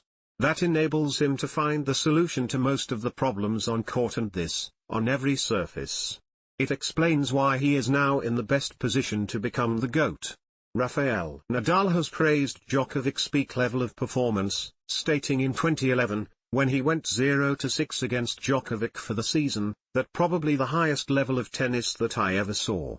Nadal reiterated this after a one-sided loss in the 2016 Qatar Open final, stating that I played against a player who did everything perfectly. I don't know anybody who's ever played tennis like this. Since I know this sport, I've never seen somebody playing at this level. In 2017, Nadal stated that at a technical level, when Djokovic has been at the top of his game, I have to say that I've been up against an invincible player. In 2023, former world #7 Mardy Fish also declared that Djokovic in 2011 was the best player of all time. In 2023, Boris Becker compared Djokovic to Lionel Messi, Tom Brady and LeBron James in their respective sports, saying that for me, he is the Lion King. Tennis coach Nick Bollettieri praised Djokovic as the most complete player ever, and the most perfect player of all time. When you look at match players in the history of tennis, I don't believe that anybody can equal everything on the court that Djokovic does. I don't think you can find a weakness in his game. His movement, personality, his return of serve, excellent touch, not hesitant in coming to the net, great serve. Overall, almost every player has a downfall. To me, he doesn't have one. He's perhaps the best put-together player that I've seen over 60 years. Andre Agassi stated in an interview in 2019 with the Times of India that the highest standard of tennis that I've ever seen is when Novak is playing his best tennis. The single level, for whatever my tennis IQ is worth, is an unmistakable standard to which everybody will strive to be. Pete Sampras, who at the time of his retirement in 2003 was considered by some to be the greatest male tennis player of all time, stated after Djokovic earned a record-breaking 7th year-end #1 finish in 2021: 7 years for him, I'm sure he sees it as a bonus to all the majors that he's won, but I think he'll appreciate it more as he gets older. He did it at a time where he dominated two of the greats, in Roger and Rafa, and he handled the next generation of players very well, all at the same time. I do think what Novak's done over the past 10 years, winning the majors, being consistent, finishing #1 for 7 years, to me it's a clear sign that he is the greatest of all time. Tennis pundits have classified many of Djokovic's matches as some of the greatest contests ever, such as the 2012 Australian Open final, in which he beat Nadal in 5 long and grueling sets. Other matches include the 5-set 2013 Australian Open 4th round against Stan Wawrinka, the 2018 Wimbledon semi-final against Nadal, which lasted 5 brutal sets played over 2 days, the 5-set 2019 Wimbledon final against Roger Federer, the longest Wimbledon final in history, and the 2023 Cincinnati Masters final against Carlos Alcaraz, the longest best-of-3 sets final in ATP Tour history. Some analysts claim that the Djokovic-Nadal rivalry ranks as the best rivalry in tennis history because of the quality of matches they produce. Player profile. Playing style. Djokovic is an aggressive baseline player. His ground strokes from both wings are consistent, deep, and penetrating. His backhand is widely regarded as the greatest two-handed backhand of all time, due to its effectiveness on both sides of the court and its accuracy. His best shot is his backhand down the line, with great pace and precision. He excels at returning serve in particular, and regularly ranks among the tour leaders in return points, return games, and break points won. His forehand is deemed to be underrated, yet one of the best, due to its versatility. After great technical difficulties during the 2009 season, coinciding with his switch to the head racket series, his serve is one of his major weapons again, winning him many free points. His first serve is typically hit flat, while he prefers to slice and kick his second serves wide. He has also led the ATP Tour in their career under pressure rating statistic, in part because of his prowess at winning deciding sets. Djokovic has been described as one of the fittest and most complete athletes in sports history, with high agility, court coverage and mobility, which allows him to hit winners from seemingly indefensible positions. Because of this, coupled with flexibility and length, he rarely gets aced. Todd Martin, who coached Djokovic between 2009 and 2010, noted that his athleticism is from another world. His return of serve is way better than any other return of serve ever, and I mean way better. Nobody has gotten so many balls back and neutralized so many good serves. Djokovic's return of serve is a big weapon for him, with which he can be both offensive and defensive. He is highly efficient off both the forehand and backhand return, often getting the return in play deep with pace, neutralizing the advantage the server usually has in a point. Andre Agassi described Djokovic's return of serve as the precedent-setting standard for the return. Occasionally, Djokovic employs a well-disguised backhand underspin drop shot and sliced backhand. Djokovic commented on the modern style of play, including his own, In an interview with Jim Courier after his semi-final win against Andy Murray in the 2012 Australian Open tournament, "I had a big privilege and honor to meet personally today Mr. Lava, and he is one of the biggest and greatest players ever to play the game. Thank you for staying this late, sir, thank you. Even though it would actually be better if we played a couple times serve and volley, but we don't know to play. We are mostly around here, we are running, around the baseline." In assessing Djokovic's 2011 season, Jimmy Connors said that Djokovic gives his opponents problems by playing a little bit old school, taking the ball earlier, catching the ball on the rise, and driving the ball flat. Connors adds that a lot of the top spin that Djokovic's opponents drive at him comes right into his zone, thus his ability to turn defense into offense well. Equipment. Entering the pro circuit, Djokovic used the head liquid metal Radical, but changed sponsors to Wilson in 2005. He could not find a Wilson racket he liked, so Wilson agreed to make him a custom racket to match his previous one with head. After the 2008 season, Djokovic resigned with head, and debuted a new paint job of the Hedutech Speed Pro at the 2009 Australian Open. He then switched to the Hedutech IG Speed 18x20 paint job in 2011, and in 2013, he again updated his paint job to the Head Graphene Speed Pro, which included an extensive promotional campaign. Djokovic uses a hybrid of Head Natural Gut, gauge 16, in the mains and Luxolon Big Banger Aloud Power Rough, gauge 16 liters, in the crosses. He also uses Head Synthetic Leather Grip as a replacement grip. In 2012, Djokovic appeared in a television commercial with Maria Sharapova promoting the use of head rackets for many techniques such as golf and 10-pin bowling, coaching and personal team. Djokovic had several coaches, trainers, and advisors throughout his life, and each of them has helped Djokovic become and stay a champion. He has learned from all of them and picked up at least something good from each. Djokovic's most important coaches when he was growing up were Jelena Jenčić, who he has called his tennis mother, and Nikola Bilic, the tennis father, both of whom were major influences on his young life. Jenčić worked with Djokovic for 6 years between 1993 and 1999, from ages 6 to 12, mainly at Belgrade's Teniski club Partizan, while Bilic worked with him between 1999 and 2003, coaching him in his academy in Munich. In the period 2004 and 2005, Djokovic was coached by Dejan Petrovic. Under the mentoring of Petrovic, Djokovic went from being ranked outside the top 300 to breaking into the top 100 in less than a year. From fall 2005 until June 2006, he was coached by Riccardo Piatti, who divided his time between the 18-year-old and Ivan Lubisic. Player and coach reportedly parted ways over the latter's refusal to work full-time with Djokovic. From June 2006 until May 2017, Djokovic was coached by former professional Slovakian tennis player Marian Vojta. They met for the first time during that year's French Open, after which Vojta was hired to be the 19-year-old's coach.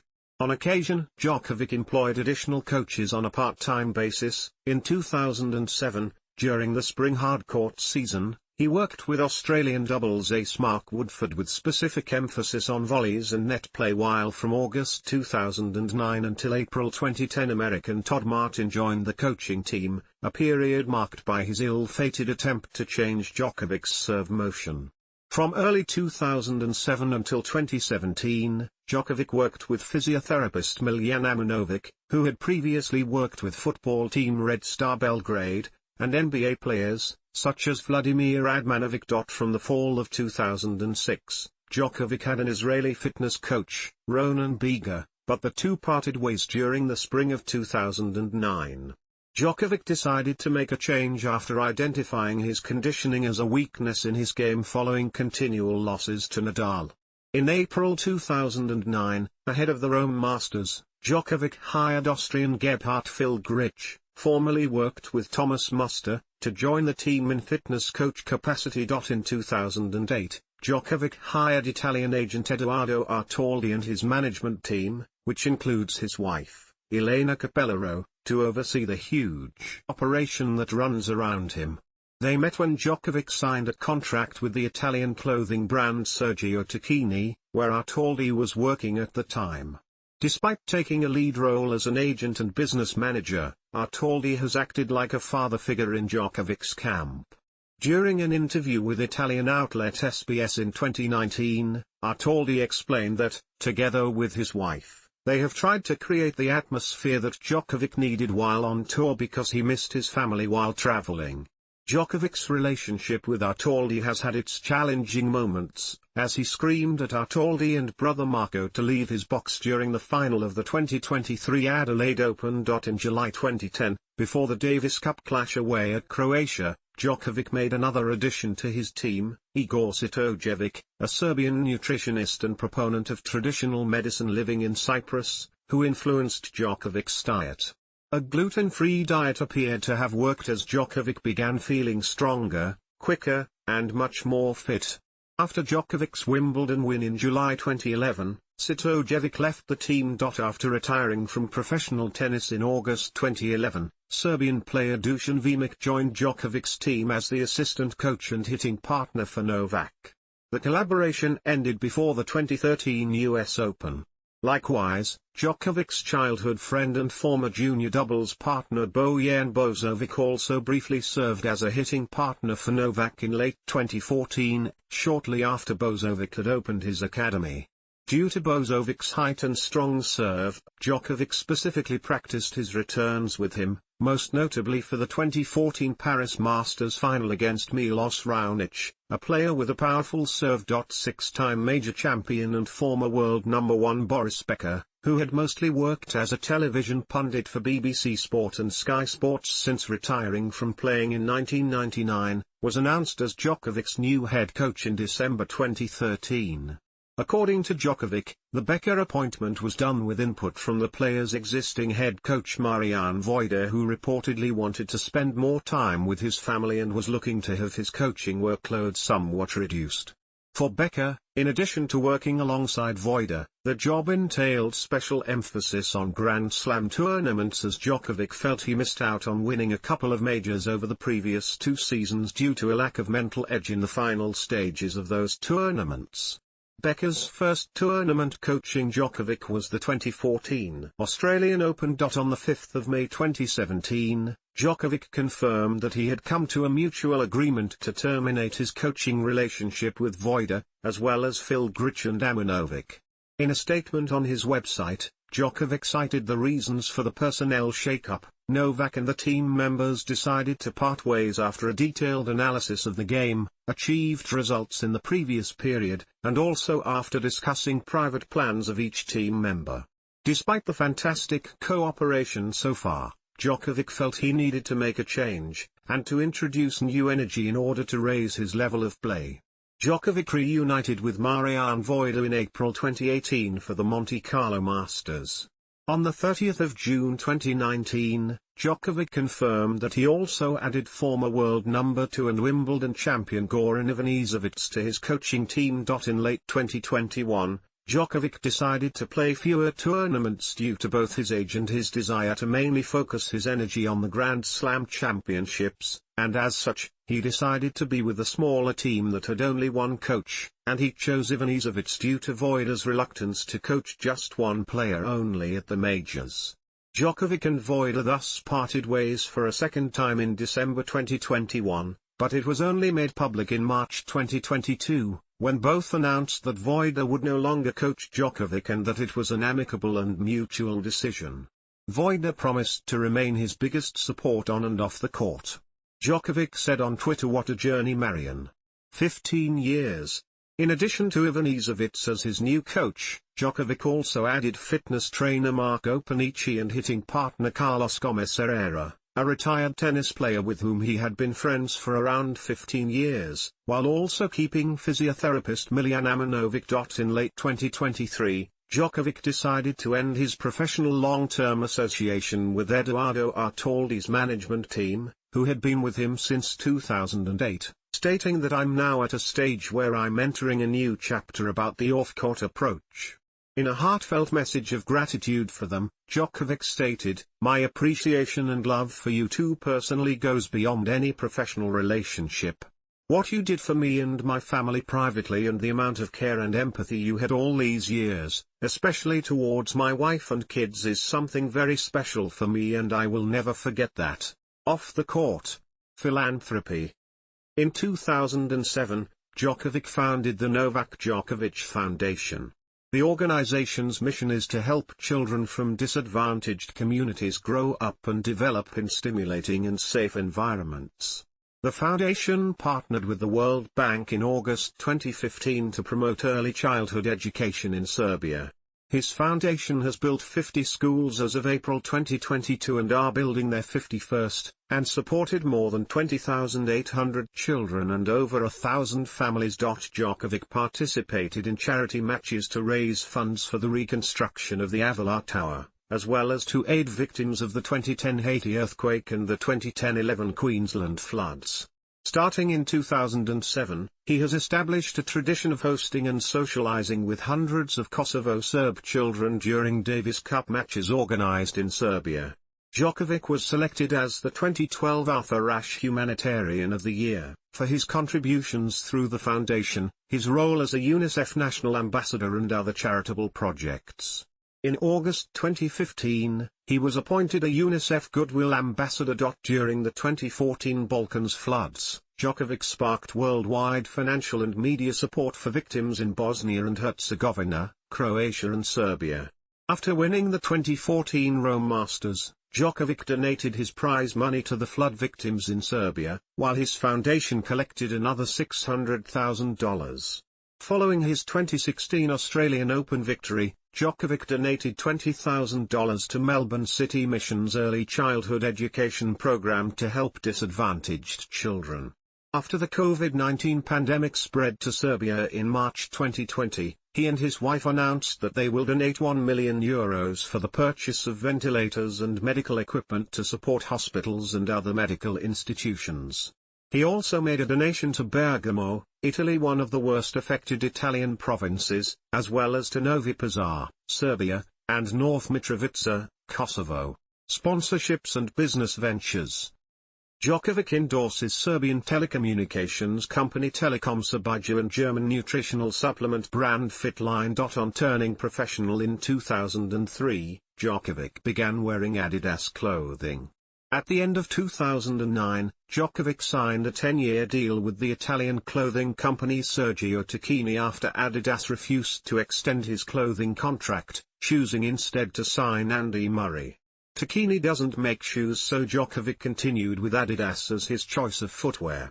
His sponsorship contract with Tacchini was incentive-heavy, and Djokovic's disproportionate success and dominance in 2011 caused the company to fall behind on bonus payments, leading to the termination of the sponsorship contract. From 2011, Djokovic began to wear custom red and blue Adidas Barricade 6.0 shoes, referring to the colors of the Serbian national flag. By April 2012, the Tacchini deal had fallen first short and then apart. At that point, he was set to join forces with Nike Incorporated, but instead, on the 23rd of May 2012, Uniqlo appointed Djokovic as its global brand ambassador. The 5-year sponsorship, reportedly worth €8 million per year, began on the 27th of May 2012 in Paris French Open tennis tournament. A year later, Djokovic's long-term footwear deal with Adidas was announced ahead of 2013 French Open. In August 2011, Djokovic became the brand ambassador of Swiss watch manufacturer Audemars Piguet. Less than a month later, Djokovic signed a sponsorship deal with German car company Mercedes-Benz. In March 2012, Djokovic was announced by Bombardier Aerospace as its latest Learjet brand ambassador, thus joining the likes of actor and pilot John Travolta, architect Frank Gehry, maestro Valery Gergiev, and classical pianist Lang Lang. From January 2014, Djokovic has been endorsing French car manufacturer Peugeot. At the same time, he entered into an endorsement deal with Japanese watch manufacturer Seiko, having just ended his affiliation with their rivals Audemars Piguet. In early 2015, Ahead of the Australian Open, Djokovic teamed up with Australian banking corporation ANZ for a social media campaign to raise money for local communities across the Asia-Pacific region.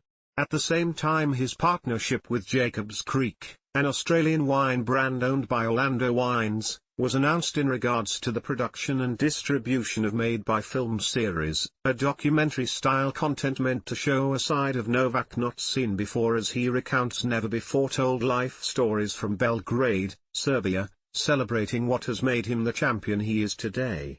Since 2004, the business end of Djokovic's career has been handled by Israeli managers Amit Naor, former pro tennis player turned sports agent, and Alan Karkshuri, a duo which also had Mara Sofin and Dinara Safina as its clients. In June 2008, after the duo entered into a partnership with CAA Sports, the sports division of Hollywood talent firm Creative Artists Agency, meaning that the famous company started representing tennis players for the first time, Djokovic formally signed with CAA Sports. After Djokovic's contract with CAA Sports expired during summer 2012, he decided to switch representation, announcing IMG Worldwide as his new representatives in December 2012. On the 22nd of May 2017, Djokovic was unveiled as a brand ambassador of Lacoste after a 5-year partnership with Uniqlo. During the 2021 US Open, some people in Djokovic's player box wore hats and shirts bearing the logo of Raiffeisenbank International, the central bank of one of the two largest banking cooperatives in Austria.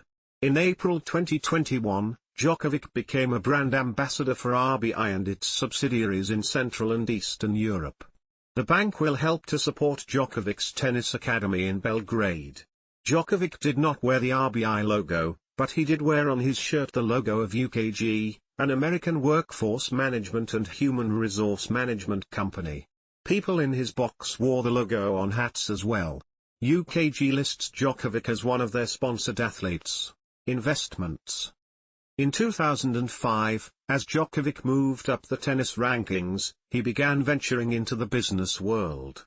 Most of his activities in the business arena have been channeled through Family Sport, a legal entity in Serbia established and run by members of his immediate family. Registered as a limited liability company, Family Sport initially focused on hospitality, specifically the restaurant business, by launching Novak Cafe and Restaurant, a franchise developed on the theme of Djokovic's tennis success. Over time, the company, whose day-to-day operations are mostly handled by Novak's father Sergen and uncle Goran, expanded its activities into real estate, sports/entertainment event organization, and sports apparel distribution. The company launched Novak Cafe and Restaurant in 2008 in the Belgrade municipality of Novi Belgrade, the flagship location in a franchised chain of theme cafe restaurants. During 2009, 2 more locations were added, one in Kragujevac and the other in Belgrade, the city's second, in September at the neighborhood of Torkol overlooking the playing courts of Serbia Open, whose inaugural edition took place several months earlier. On the 16th of December 2011 a location in Novi Sad was opened, however, it operated just over 3 years before closing in late March 2015. Banja Luka in neighboring Bosnia got its Novak Cafe and Restaurant location on the 16th of October 2015 within Hotel Tresenjan on Banjil. In 2009, the company bought a 250 series ATP tournament known as the Dutch Open and moved it to Serbia, where it was renamed the Serbia Open. With the help of Belgrade city authorities, the tournament's inaugural edition was held in May 2009 at the city-owned Milan Gale Muskatirovic Courts, located at an attractive spot in Dorkol neighborhood. The tournament folded in 2012 after 4 editions, and its place in the ATP calendar got taken over by the Düsseldorf Open. In May 2015, right after winning his 4th Rome Masters title, Djokovic launched a line of nutritional food products, called Djokolife. On the 10th of April 2016, while in town for the Monte Carlo Masters, Djokovic opened a vegan restaurant called Ekvita in Monte Carlo. The restaurant reportedly closed in March 2019. Djokovic has 80% stake in biotech firm Quant Biores, which claims to be developing a drug to treat patients who have contracted COVID-19. Their research is based on electromagnetic frequency. One biomedical scientist likened it to homeopathy and argued that it does not reflect a contemporary understanding of how biochemistry works, while Peter Collignon commented that their website describes a way of finding a new molecule without providing any evidence of success. Professional Tennis Players Association. In August 2020, Djokovic resigned from the Players' Council of the Association of Tennis Professionals and formed the Professional Tennis Players Association, PTPA, with Vasek Pospisil. The pair will serve as co-presidents of the new organization to promote the interests of male and female tennis players above a ranking of 500 in singles and 200 in doubles. In popular culture. Throughout the latter part of the 2007 season, including before Wimbledon and during US Open, his comedic impressions of fellow contemporary tennis players received much media play. It began when a BBC camera crew recorded some footage of the 20-year-old impersonating Maria Sharapova, Rafael Nadal, Goran Ivanisevic, and Leighton Hewitt on a practice court at London's Queen's Club Championships just before Wimbledon. The material, consisting of Djokovic imitating the said players by exaggerating their trademark physical gestures or nervous tics for the entertainment of his coaching team Marianne Voida and Mark Woodford, aired during BBC's coverage of the tournament and subsequently became popular online. 2 months later at the US Open, a phone video shot by Argentine players of Djokovic doing locker room impressions of players such as Andy Roddick, Roger Federer, Filippo Volandri and Nadal made its way online, becoming viral. A few days later, after beating Carlos Moya in the quarter-finals, USA Network's on-court interview Michael Barkan asked Djokovic to perform some impressions and the player obliged by doing Sharapova and Nadal to the delight of the crowd. In addition to Djokovic, the national surge in the popularity of tennis was also inspired by 3 other up-and-coming young players, 20-year-old Ana Ivanovic, 22-year-old Jelena Jankovic, and 23-year-old Janko Tipsarevic, as evidenced in early December 2007 when a sports entertainment show named Aged Serbia, The Best of Serbia, put together in honor of the 4 players' respective successes in the 2007 season, drew a capacity crowd to Belgrade's Combank Arena. In May 2008, he was a special guest during the first semi-final of the Eurovision Song Contest, held in Belgrade that year. He threw a big tennis ball into the crowd, announcing the start of the voting, and together with one of the show's co-presenters, Željko Joksimovic, Djokovic sang Đorđe Marjanovic's song Beograd. Throughout late April and early May 2009, during ATP Master Series tournaments in Rome and Madrid, respectively, the Serb was a guest on the Fiorello show on Sky Uno hosted by Italian comedian Rosario Fiorello, followed by an appearance on Pablo Moto's show El Hormiguero. Djokovic is also featured in the music video for the song Hello by Martin Solveig and Dragonette.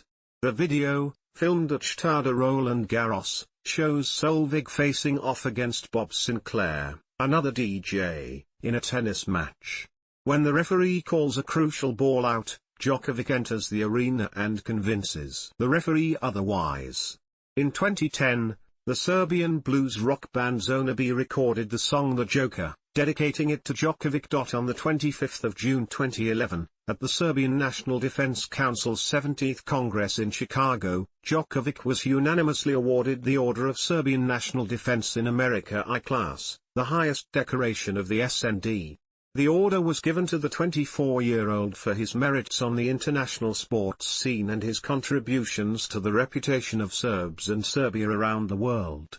The day after winning his first Wimbledon title and reaching the #1 ranking for the first time in his career, Djokovic went home to Belgrade for a homecoming celebration in front of the Serbian National Assembly, an event attended by close to 100,000 people. On the 28th of November 2011, after returning from London where he finished early due to failing to progress out of his round-robin group, Djokovic visited his childhood tennis coach Jelena Jankovic at her Belgrade home, bringing the Wimbledon trophy along.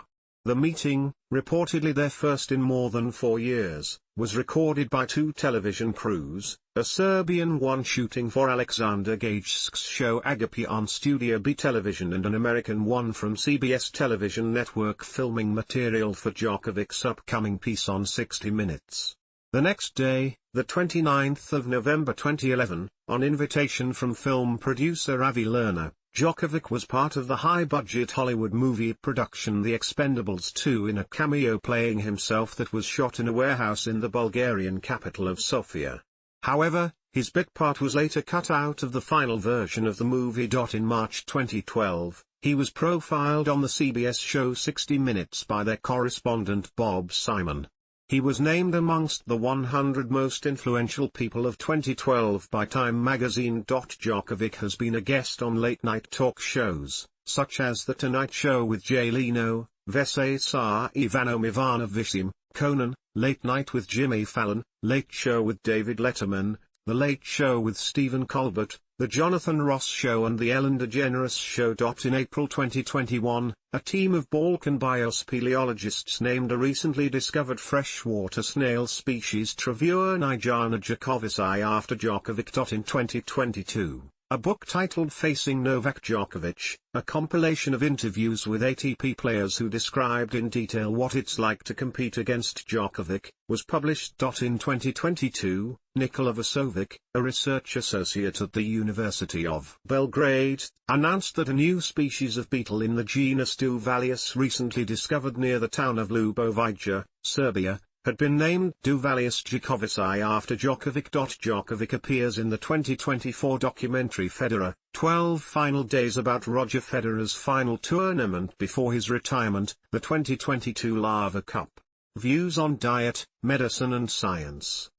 Since 2010, he has been connected with the nutritionist Igor Sitojevic, who additionally focuses on Chinese medicine and performs acupuncture. He allegedly discovered that Djokovic suffers from gluten intolerance, using applied kinesiology, and that he should not eat gluten, removing it from his diet. He eventually settled on a vegan diet, while later sometimes eating fish. He also claims this vegan, plant-based diet cured his persistent allergies and mild asthma. The gluten-free diet has been credited for improving his endurance on the court and playing a role in his subsequent success. Following his elbow surgery in 2018, he stated that he cried for 3 days after it, feeling guilty, because he was not a fan of surgeries or medications and wanted to be as natural as possible. He further stated that his belief that human bodies are self-healing mechanisms. In his 2013 autobiography, Serve to Win, he wrote of a researcher who directed anger, fear, hostility at a glass of water, which turned slightly green after a few days, while also directing love, joy at another glass of water, which remained bright and crystal clear in the same period. In 2020, Djokovic spoke of his belief that some people used prayer and gratitude to turn the most toxic food, or maybe most polluted water into the most healing water. He also stated that scientists proven that molecules in the water react to our emotions and speech. Such claims are scientifically dubious, and generally regarded as superstitious beliefs. Opposition to COVID-19 vaccine. During the ATP Tour's shutdown due to the COVID-19 pandemic, in a Facebook live stream with other Serbian athletes hosted in April 2020, Djokovic indicated he opposes vaccination and would not be forced to take a COVID vaccine just to be able to return to the hour. He later clarified his remarks by stating that he is not against all kinds of vaccines, but that he is against forced vaccination. He added that he was extremely careful about what he puts into his body. Djokovic's views came under increased scrutiny in late 2021, in the run-up to the 2022 Australian Open, after comments made by Australian government officials indicated that tennis players would need to be vaccinated to enter the tournament. Prior to the tournament, Djokovic had refused to state publicly whether he was vaccinated or not, but had made comments stating his concern over the possibility of a hotel quarantine in Australia. However, while being interviewed by the Australian Border Force in January 2022, Djokovic confirmed to the officer interviewing him that he was unvaccinated. The principles of decision-making on my body are more important than any title or anything else. Djokovic, on why he is willing to forego playing major tournaments. Several commentators feel that Djokovic's stance against the COVID-19 vaccine could damage his placement among the all-time great tennis players, as he would not be able to participate in the major tournaments where vaccination is required for entry, while others have applauded his view of having a choice. He was unable to play the 2022 Australian Open, where he was the defending champion and the favourite to win. Shortly thereafter, he lost the #1 ranking he had held for a record 373 weeks. Due to the federal government's vaccination policy for non-US citizens, Djokovic was unable to enter the United States to play the 2022 US Open, another major tournament he was the favorite to win. In an interview with the BBC on the 15th of February 2022, a few weeks after the tournament, Djokovic stated he does not associate with the wider anti-vax movement. However, he believes in personal freedom of choice and supports an individual's right to choose whether or not they receive a vaccine. He reaffirmed sticking to his principles and refusal to receive a vaccine, saying that he would be willing to forego entry into tournaments which are held in countries mandating the vaccine, even if it cost him his career records and placement among the all-time great players. Faith and religious beliefs. Djokovic is a member of the Serbian Orthodox Church. On the 28th of April 2011, Patriarch Kirinj of Serbia awarded Djokovic the Order of Saint Savioiclas, the highest decoration of the Serbian Orthodox Church, for his contributions to monasteries of the Serbian Orthodox Church in Kosovo and charitable work in Serbia. He has said that he admired and held in high regard Bishop Pamphila Hij, who played a key part in helping him through a tough time during the Yugoslav wars. Djokovic has been reported to meditate for up to an hour a day at the Buddhist Buddha Padapa temple in Wimbledon, as he appreciates the natural setting and serenity, and is close to monks in the complex. He has spoken of the positive power of meditation. He is a frequent visitor of the Bosnian town of Visoko and its park that is host to several meditation platforms. Support of sport and sports people. Djokovic is a fan of Serbian football club Red Star, Italian club Milan, and Portuguese club Benfica, as well as Serbian basketball club Red Star. He has also shown public support for Croatia at the 2018 FIFA World Cup, and when faced with criticism from some within his native country of Serbia, Djokovic replied that sports have their universal language. They raise boundaries between people, overcome differences in religion, race and nationality. Djokovic has expressed admiration for Croatian football player Luka Modric, who plays for Real Madrid. He is a friend of former Serbian tennis player Ana Ivanovic, whom he has known since the two were children growing up in Serbia. Djokovic is a member of the Champions for Peace Club, a group of elite athletes committed to serving peace in the world through sport. It was created by Peace and Sport, a Monaco-based international organization. Professional awards. ITF World Champion, 8, 2011, 2012, 2013, 2014, 2015, 2018, 2021, 2023. ATP Player of the Year, 8, 2011, 2012, 2014, 2015, 2018, 2020, 2021, 2023. Laureus World Sportsman of the Year, 5, 2012, 2015, 2016, 2019, 2024.